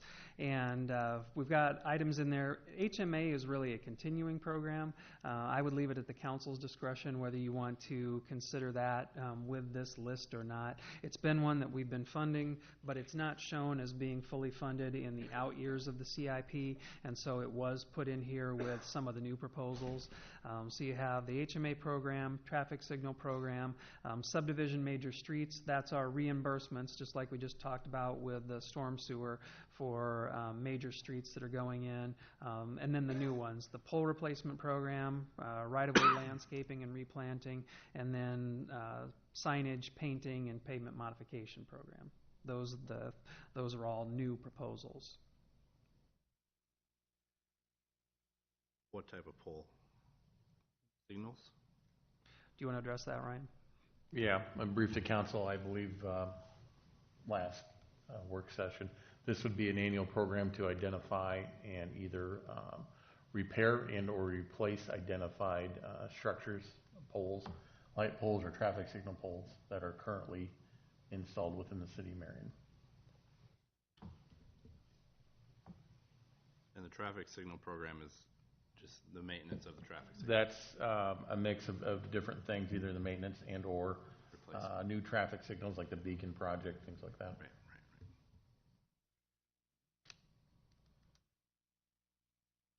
And I know that Councilman Spinks has asked that question in the past. Just to clarify for the folks in the audience, HMA is hot mix overlay. That's asphalt overlay programs. Mm-hmm. Engineers and planners, we love our acronyms. So Love it. what's the guidance you need on this?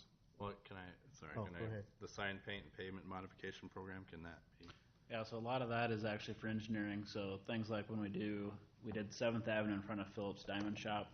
We had the parking there, and what we were having people in vehicles were not parked there. They were hitting the islands that we had brought out. So going out there and installing things like bollards and things that we need to do to help educate the public when we have to make minor modifications after we've accepted a project. Would that include, pavement modifications? That wouldn't include just repainting the stripes on the road? When they were It could if there's additional painting that needs to be changed, anything that we need to If the public doesn't seem to understand or needs more guidance on a project that we just got done doing, or if there's modifications that needs to happen, that's what that's for, is to make Safety, those. safety Yes. issues.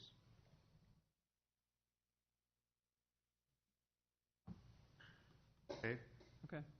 So same kind of exercise here. We would start off with asking, comparing the HMA program to the traffic signal program, which one would take priority? HMA. And then HMA versus the subdivision and major streets reimbursement? HMA is number one for me on all of it. yeah, Is HMA just number one for everybody? yeah. Okay. Then that's pretty easy. So then how about the traffic signal program as compared to the subdivision major streets? Signal program. Signal is number two for me. Is that number Yep. 2 for everyone else? Yep. Okay. Now it's harder. Then how about the major streets versus pole replacements? I mean, you've already got some poles identified that need replacing. Is that correct? Yeah, More Ryan- than likely, yes. So, as far as the HMA and all that, I mean, we have said, the city has said that we will spend a certain amount of money fixing roads. So does that tie us to the first three as 1, 2, 3? Wouldn't that tie us to that? Not the reimbursement program. I wouldn't say reimbursement. Yeah, but, I mean, No. that money comes out of that, doesn't it? No, the subdivision major streets is another one like the storm sewer oversizing, that it really depends on where developers are developing and if they're touching streets where we're required to pay for over width and over depth. That gets into your major streets, your arterials and your collectors again, where it's going to be wider than a conventional residential street or have to be poured thicker than a conventional residential street. We can anticipate it, but it really depends on when they actually develop that phase of their subdivision, when those expenses hit. I would think pole replacement's number 3, because we've had 2 fall already, because we didn't watch out for it. Yeah, about 7, 8 years ago, we actually had a total of 4 that we had to replace. Right. It was older infrastructure going through the central business district. So since then, we got a program to identify it, but we have yet to identify a funding source to program replacement. Yeah, so in my mind, pole replacement's number 3. Would the rest of the council members agree with that? Sure. I think the safety things are Yep. are the priority. You know, and then the next would be the sign painting, pavement modification Okay. program for me. Yeah. That's another public safety issue. And then that gets us down to the major streets and then the right-of-way landscaping. For me, the reimbursement is number Yep, for me too. 5. Okay. Everybody okay with that? Yeah, I see reimbursement a pole little higher than replacement. that, but I'll go with that. Sign pavement was number 4. You can fund that one. I'll fund it. Yeah. So just to clarify, which one would be number 6? The last one? The Yeah, right which of one was the way. bottom one? Right of way. The 6. Right-of-way landscaping. Perfect. Landscaping. Then we can pop back to an easy one.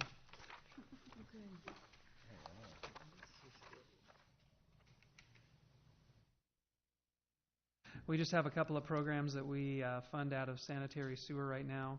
Let's see. What do we got next?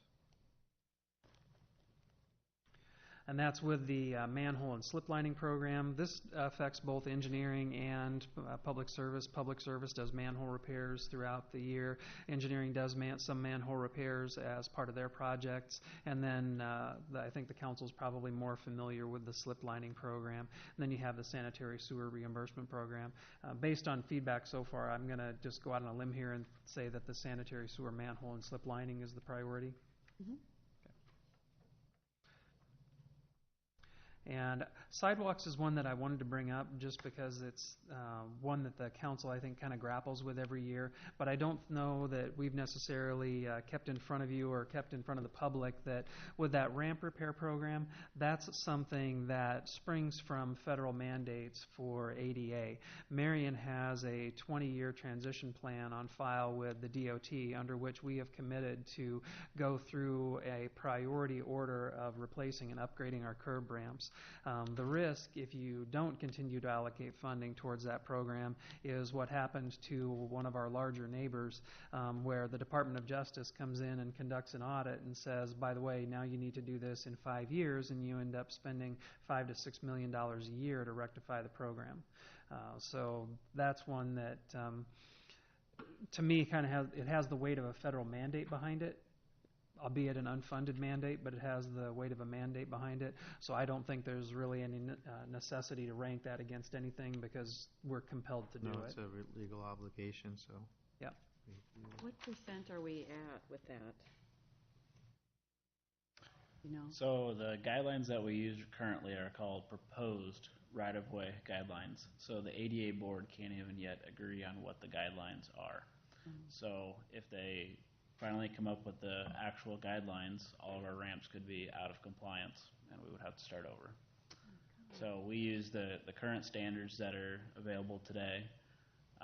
You go to a different city, so Cedar Rapids with their Department of Justice, they actually had to hire a special consultant that came in and they interpret the law differently than other people interpret it.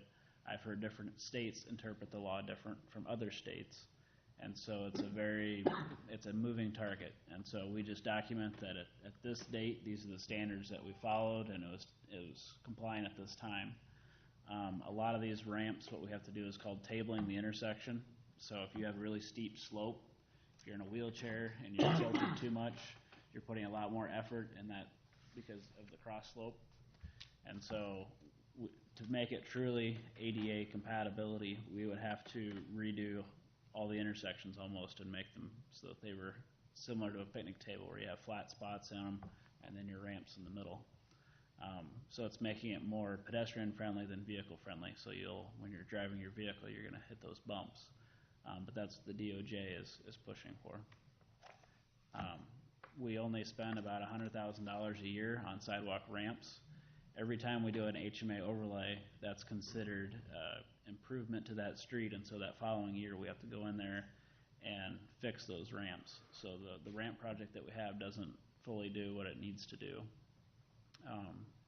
As if we do a reconstruction project, when we do that reconstruction project, we also do the ramps. But we have a long ways to go. Okay. So then the last piece on that is really, given that we've got annual programs in 4 categories, and the reason this is coming up now is because this was in an area where the annual programs had supermajority support from the city council, so that's why we're going through this exercise, is looking at those 4 potential programs in streets, sanitary sewer, sidewalks, and storm sewer. Which one would you feel is the highest priority? I don't think we have that in our packet. But I added that slide late, sorry. what's that? I added that slide late, so it's just on the board. Okay. And here again, really, we're just looking for, of these 4 categories, which one would be the top. I would, again, hazard a guess that it's still going to be streets, given the feedback that we get from the public. I would also probably guess that sidewalks would be the bottom priority. I'm not seeing 100% agreement on the body language on that one. No. But where would they rank? They're all important. That's Right. But if you've got limited resources and we have to make a choice, we on the staff need some guidance on, okay, which one's the top? Streets, I'd probably say sanitary sewer second. I would say street, sanitary sewer, storm sewer, and sidewalk. Consensus on that? Okay. So then after you had the ones that were super majority or had full or almost full council support, we had a category that we called the high priorities. These are ones where if a project was brought before the city council right now, there clearly were enough votes for it to pass. And so, again, this is a list that anything in red is where a funding gap exists. If it's in black, it means that it's fully funded. So on the list on here, there's only one that actually, or two that we would consider to be fully funded. That's the Seymour Trail and the Grantwood Trail extension. All of the other ones were either newer projects or that have a funding gap with them, like Alburnett Road Extension and Bridge, for example. We have some money that was available for that, but as you saw just this week, the revised estimates put that project in the $9.4 million range. So the trail projects are funded 80% with federal money, dollars, right? through the CMPO, yeah, yes. So we kind of had to fully fund them to get that, to leverage that money. Yeah, if we're going to leverage every penny that we can. We had to put in the match. Yep. Yeah. We actually have to front that money and then we get it reimbursed back. Yeah, okay. Okay. Yep. And then on the city council, there was a strong support on the council for doing AV upgrades here in the chamber. We did have some money that was already funded for doing video streaming, but this would be a broader project to update the entire system.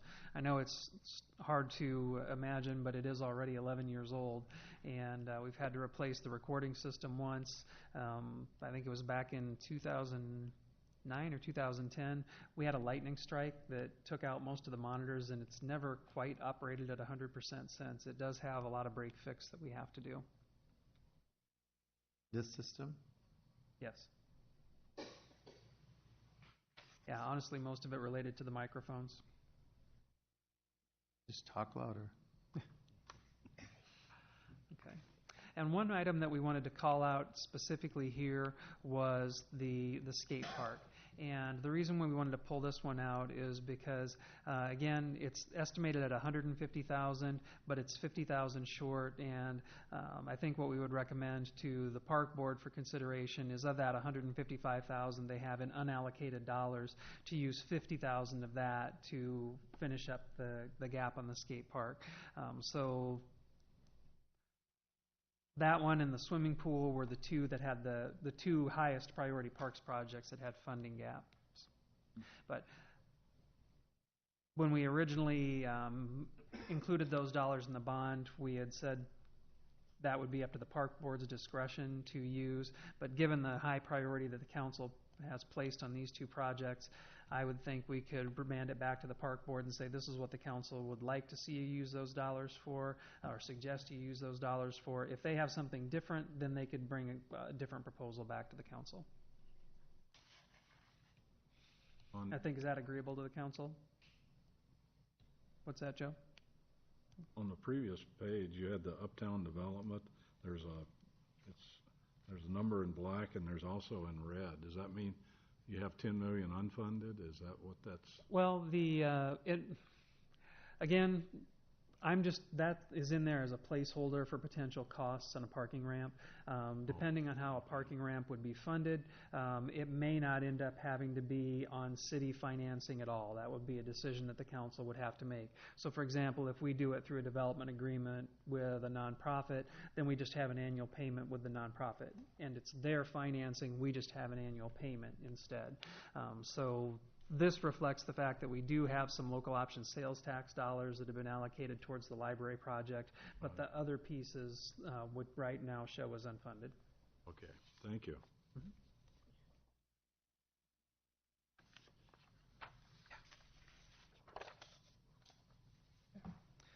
And then there were ones where there was a council support without majority.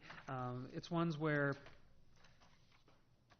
not enough council members weighed in on these items, either high priority or low priority, where we felt like we had clear guidance that that if they were brought to a vote in front of the city council right now, that they would have enough support to pass.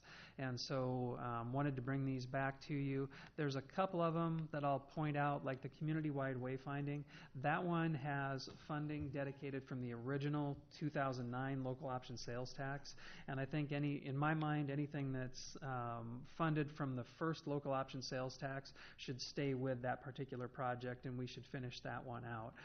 If a project that was in the renewed local option sales tax is not a high priority of the council, then I think funding from those could potentially be reallocated. I'm just not as comfortable doing that with the original local option sales tax because the language was tighter about what the money there could be used for. It had many more different categories that were broken down into smaller percentages, and I would not want to put us in a position where we vary from the ballot language. The proposed purposes for it now, we know that they will meet the intent of the ballot language, and I don't know that we want to vary away from that.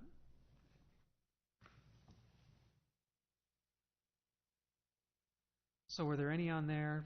One that I did want to call out in here specifically is the vehicle lift system. And the reason I bring that one up is it's really associated, I don't know if we were clear enough, that the vehicle lift system is actually associated with two separate projects. It's associated with the conversion to the compressed natural gas project, but it's also going to be necessary if we're going to continue to do internal work on fire apparatus. The current systems that Ryan has, I don't think are rated to be able to lift the new ladder truck, if I'm correct. Yeah, correct. The current lifts that we have are about 25 years old. They're due for replacement. However, they're limited to a 50,000-pound capacity for the vehicle lift. The new aerial, correct me if I'm wrong, is 86,000 pounds. Is that correct? So there's no way that thing's going up in the air. And so we put that in as a placeholder, not only to address our needs internally, but we also maintain all the city's vehicles, including the heavy fire apparatuses. So it's something that at some point we're going to have to take a look at. That wouldn't fall under equipment replacement? It is, but we still have to put it in the capital program. I mean, it's a large expenditure. Anything where the replacement of the item is probably going to outstrip the amount that we've been accumulating in equipment replacement gets thrown in there. So like with that one, we may not have enough. We might have to come up with some extra funding to buy it. We did not plan for that large of a lift, and so we haven't been putting... Not only that, but this also, knowing the weight rating of that apparatus, we're going to have to go back to our architect, and this goes back to the mechanical things we're doing with our building, and put the proper footings in for that lift and things like that. So we have to compensate for that as well. So it's something we have to get out there. Geez, Deb. What's that? I said, geez, Deb. Yeah. Just to elaborate on that a little bit more, Mayor, if he has a 60,000-pound lift, we've been putting away money to replace a 60,000-pound lift, not an 86,000-pound lift. So it's going to be quite a bit more expensive. Okay. And then I guess on these, because there wasn't majority support with the council, we wanted to get some clarification on whether or not you wanted us to continue to keep these in the ranking schedule. As I've said, the ones like the community-wide wayfinding, the MLIA holiday lighting, anything that was associated with the original local option sales tax, I really think ought to stay in there because it has dedicated funding from that source. Some of the other ones, airport development, that's one that's a little bit further out there. I think that one can easily be pushed a fiscal year without too much of an impact. The 35th Avenue improvements with Authors Fifth, that's one that is probably going to occur with development with that area, and I don't know that that's one that, even if it's not necessarily a high priority to the council, when the developer's ready to move forward with that, they're ready to move forward with that. They'll be paving that in the spring. Oh. Okay. What about Alburnett Road? So similar, it's broke out into different sections. That's the Alburnett Road that would be north of the bridge. And so they kind of goes key with everything else. Okay. And that's the over width, over depth for Alburnett Road. So okay. In my mind, if you're supporting Alburnett Road in the previous, you should be supporting this one as well. Otherwise, there's going to be a gap. But this portion of it, this is paying for over width. Yep. Yeah. And I think elevation too, right, Mike? Over grading and... Yeah, we're going to have to work that out, but yeah. For the bridge. Yep. Okay. Okay. So with this one, because in a lot of these cases, they had some council members ranking them as high priority and some ranking them as low priority, we also wanted the council to maybe have the opportunity to lobby each other for or against a project, because we don't know of these, which ones would you want us to take off the priority list? Are there any on there that you think just shouldn't be pursued? Anything having to do with roundabouts? I don't believe any of these projects contemplate a roundabout. Well, Unless Ryan's planning on putting his lift in the middle of one.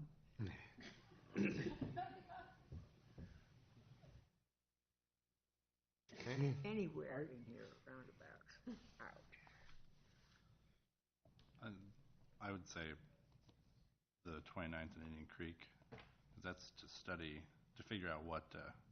Yeah, we to do with currently that have intersection. RFPs out that we're reviewing to figure out what needs to happen there, if it stays as a four-way stop, if it needs to be a mini, a large, or signalized. I think that's an important project. Mm-hmm. I mean, That's a busy intersection. try to drive through that intersection at peak times. It's backed up, and and the kids trying to cross the street, and it's chaos.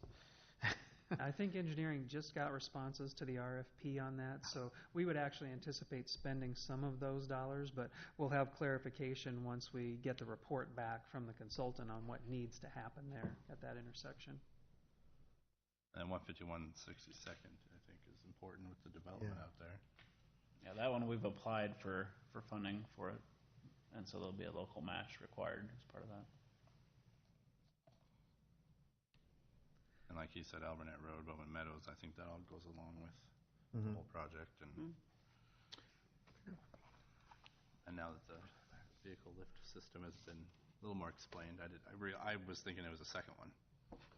That was what I had in my mind. So. And Hannah Park Fitness Trail, we've already done some of that there, right? We have completed phase one. I think that is one of the priorities of the park board. I'm not sure where it fits into the master park plan, if it came from the master park plan as one of those proposed improvements, or if it was one that they had identified as the next phase of a continuing project. How is the first phase, is that being utilized? What's the success of that been? I've used it. You use it? Well, I have. I shouldn't say I do it regularly. It's been well received by the public, and people are using it and appreciate having it there, and they need it, they want it. They love it. Okay. I was telling someone about it the other day, and they were everyone of all ages. Because that would be an indicator of whether or not you should do the phase two. Yeah. If phase one has been well received, and there seems to be a big need for it. Okay. Was there a request for lighting on Hannah Park Trail? Is that separate? I don't see that. I don't know where I read that. It was like $40,000 for trail lighting. Hannah Park. I don't. Yeah, depending on what the amount was, it might not have been above the threshold to be included in the CIP. I don't know where I saw that. Yeah, Kim, I think the request was from Hannah Park to Thomas Park to have that lit. Yeah, is that something And I think that was that's going to separate happen, or? I want to say it was.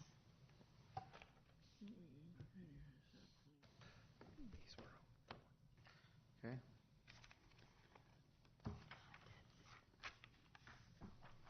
So then, moving on, these were the ones that had some council support, but not enough to be included in the prioritization ranking.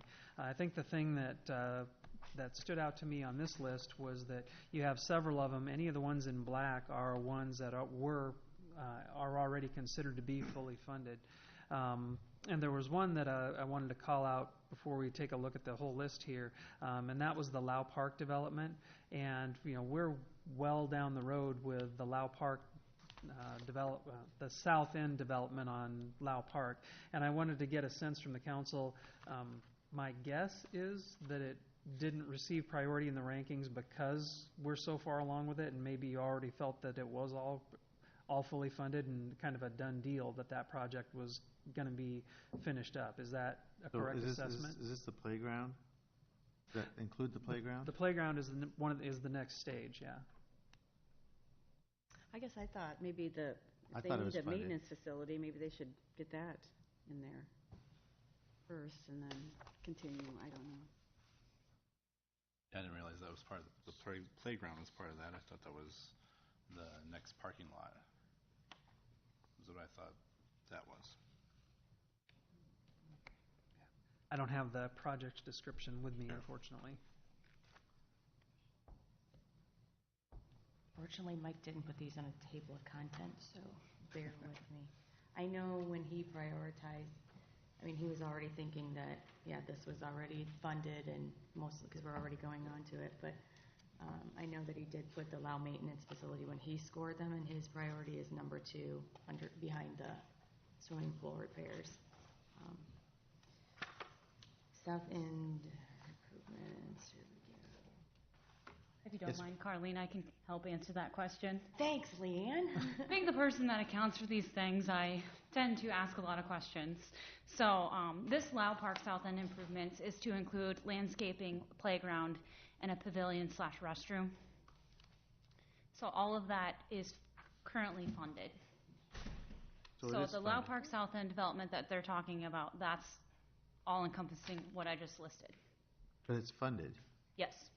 And that's why Lon mentioned he thinks you didn't rank it because it was already funded. You figured it was a done deal project.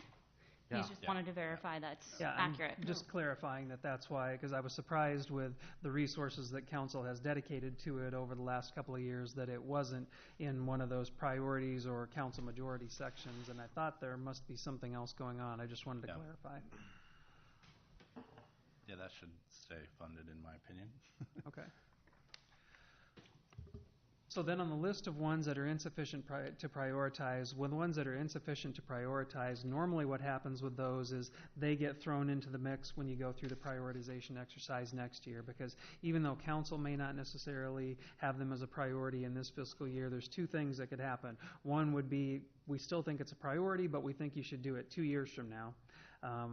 That's like the ones in there that were associated that are fully funded. You can see the 10th and 10th intersection has $700,000 associated with it. The Echo Hill Road culvert has $250,000, and the fire training facility has $1 million, and that's actually not even city dollars. So I don't know that we need to even really worry about that one. And then the Hannah Park basketball court has $60,000 that was previously funded associated with that. But these other ones would get thrown back into the mix for prioritization when you go through the exercise next year, because I think a lot of them will continue to be proposed as priorities from the staff side. But again, in limited resources, we sometimes have to make some tough decisions about what we do fund and what we don't fund. And so they get thrown into the mix to compete for funding in the next year. So unless there's anything on there that collectively you want to move forward now. Well, I was surprised about the organizational comparison study, because isn't that what we asked you to do? We're working on, the comparison study is a little bit different. We're working on internal organization, figuring out where the gaps in services, who should really be doing what positions do we need to have on the books that we don't have on the books, are there some that could potentially be split and reallocated. This is a comparison designed to help make sure that our salary ranges, benefit packages, and everything, we're actually comparing apples to apples. Because the way that we've been doing it for a long time, you go out according to title. And when you go out according to title, you're not necessarily verifying that the person's duties are the same. You know, city managers tend to basically be the same all the way across communities. But if you look at Ryan's position where he's the public services director, in some cities the public services director is also an engineer and is also the city engineer. Flip side, that sometimes works the other direction where the city engineer is also your public works director. So some of those, it's very difficult to split them out and know that you actually are comparing apples to apples. The organizational comparison study would be to bring in a firm to actually do that and go out and make sure that we're comparing positions that do the same things, but not necessarily that have the same names. And when you saw a lot of the titles come in after Ellsworth arrived that redid a lot of the job descriptions at the library, in in essence, that's what he was doing, was going through modernizing their titles to not only match what they were doing, but match the vernacular of what's out there in the library world now. I had put online code publication organizational comparison study on my list, so I thought they were important, both of those. And then Lindale Trail hard surfacing, is that not part of the CMAR project at all? Because the rest of that will get hard surface with the CMAR project, I thought. Not the Lindale, I mean, only the portions that actually touch the CMAR. So we would have CMAR all hard surface, west of Lindale Drive hard surface, and then that little section that's not. See, I put that on there also. The hill needs to be hard surface too. So here, out of everything that's on here, I had the hard surface, Uptown Artway, and the code and organizational study. I put those in my priorities. Anyone else? I have the 29th Avenue, 31st roundabout, RAB. I thought that was a good way to present it, because the 35th Street one works so well. 31st Street is just as busy. I mean, there's cars backed up 6 and 7 deep at 4 o'clock in the afternoon, so that's why. And how many times during the day does that happen? Same Maybe way twice. at 35th Street. Maybe twice. It was the same way at 35th Street. Okay. And that's one of the ones that, I guess a question for the council is, when you have a project like that, or maybe the Lau Park Sculpture Trail, some of those are very good candidates for grant funding. You know, we received a pretty significant grant for the 35th and 29th roundabout. I think the 29th and 31st roundabout would also be a good candidate. But do so we it's have to make showing it in there, but if we continue to work on it and have an opportunity and come back to you and say we can get a traffic safety improvement program grant for 95% of the cost, I suspect that would change how you would look at that for project. you to apply for a grant, do you need us to prioritize it? We need to do a Or study are you not first. even going to look at applying for a grant if we don't say it's a priority? Normally, if it's not prioritized, it's not going to be something we're going to dedicate resources towards. Okay, so if there's any ones point. like that you want us to research and put that kind of effort into, this would be the time to let us know. I mean, they're all great if you can get grants for them. You know, I mean, who would say no to that? If you can get it paid for, what you know, every one of them would be great if you could get it paid for. Sure, everything is. But I was sorry. I also had fire storage facility on there. I don't on my list. Just if we're spending money on equipment that's now sitting outside in the elements, I think we might need to. And that's kind of a waste of money in my mind. That one is one that is a relatively small number. I mean, if we're already going to be going out for a voter-approved bond for Station 3 and the headquarters facility, that's not going to make much difference. We could put that in there as well. You could even incorporate a storage facility at Station 3 or something. Maybe. back to 29th Avenue and 31st. Has it been determined that we actually need to do anything at that intersection? I mean, are there problems at that intersection? We haven't done a study on it. So why is that even on here as a project? It came to us last year and we voted down the study. It came on here last year.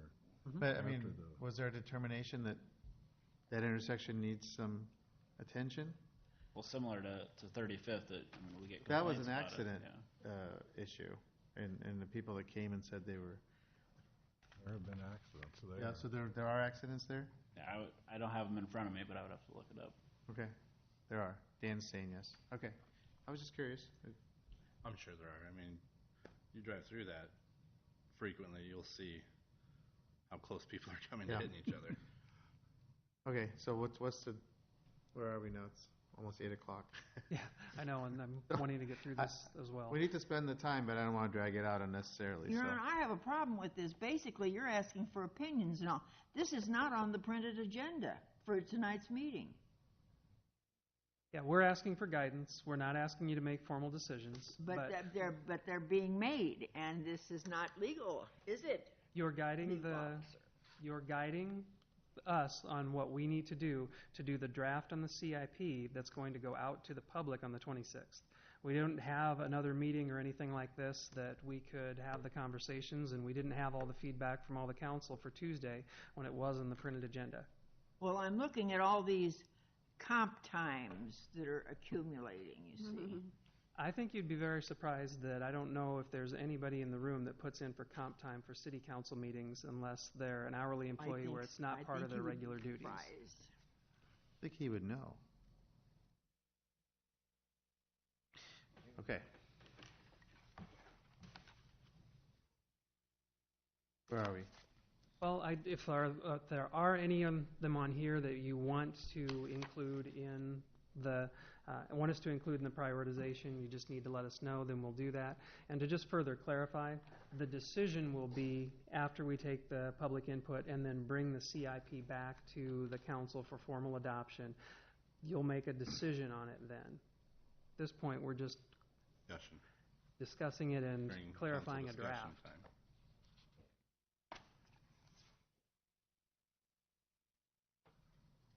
I'd like to see those ones that I said back on there, but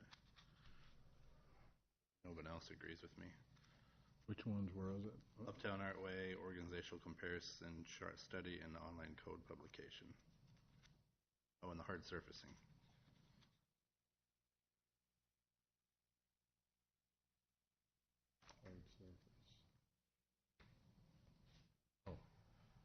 Anybody have any objections to that? No objections. The ones that are shown funded, though, those stay somewhere? They stay. Unless you want to deobligate funding from them. Right, that's what I'm then, saying, so yeah. we don't have to worry about those. All right.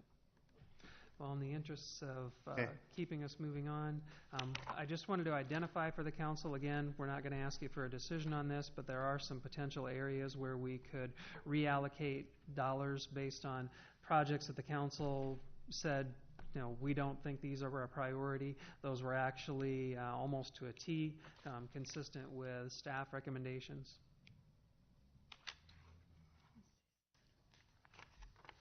All right. So that is it for that. So I'll trade you those three if you'll go for the 35th. For the roundabout. How about that? Okay, so now we have council discussion time.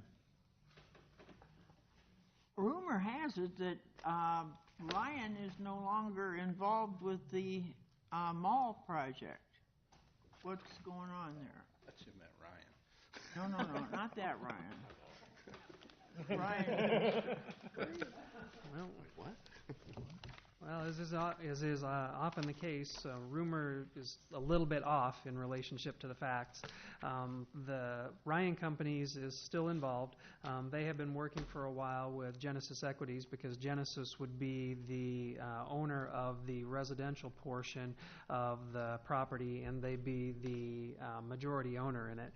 And so rather than Ryan going through the exercise of creating some kind of a holding company or something like that to buy the mall property only to then turn around and sell it to Genesis Equities later, they elected to go ahead and have Genesis purchase it now. And I guess the thing I will say about that is that we have said from the beginning that the purchase of the strip mall was a private transaction. We couldn't tell them who was going to buy it, who shouldn't buy it, what corporation they should use. They made that decision. It was a private transaction by a private company to go ahead and buy it. They've done it with no assurances that we have a project that's going to proceed.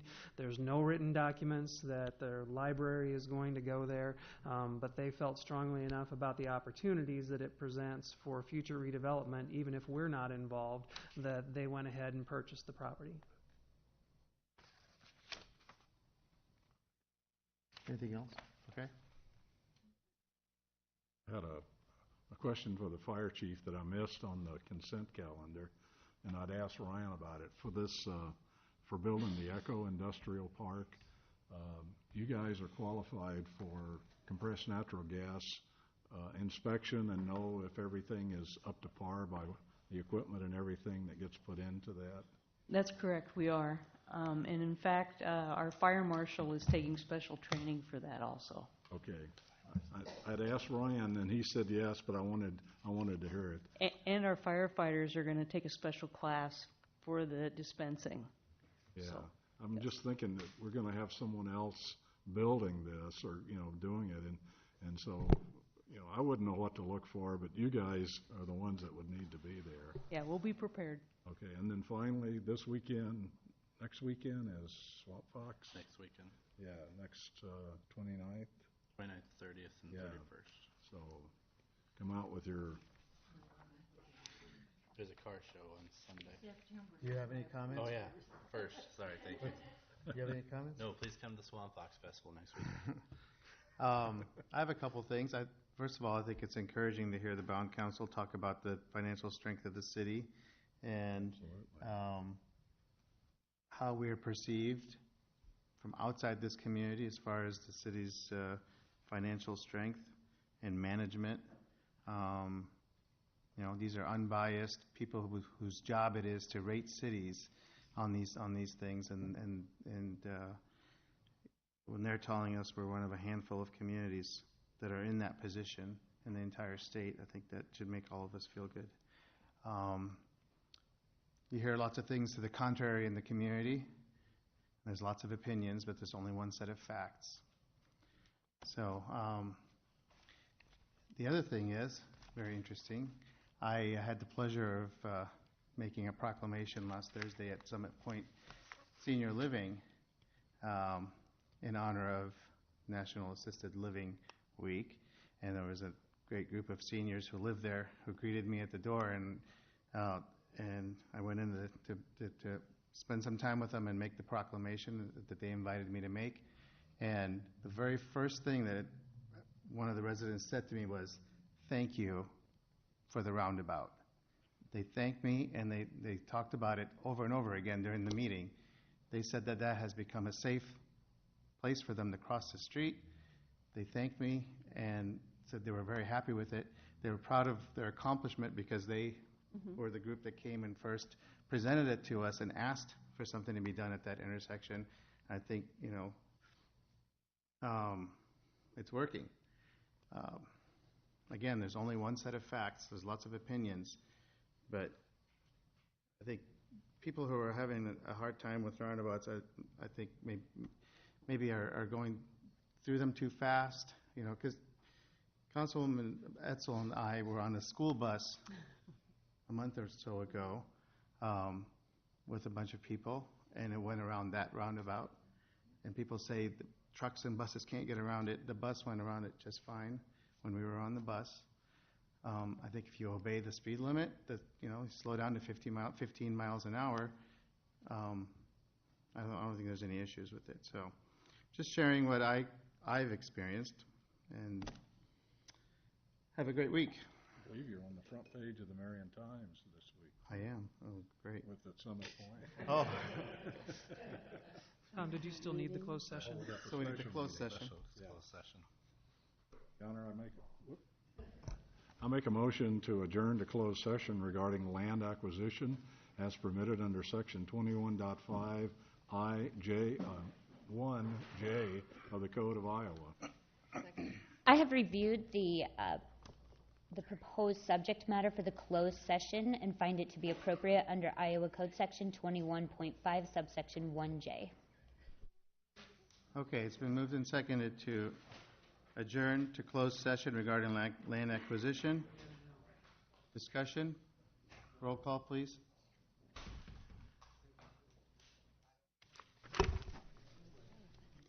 Ms. Pazor? Yes. Ms. Etzel? Yes? Mr. Spinks? Yes. Mayor Abawasley? Yes. Mr. Brandt? Yes. Motion carried. Thank you. We're adjourned to closed session.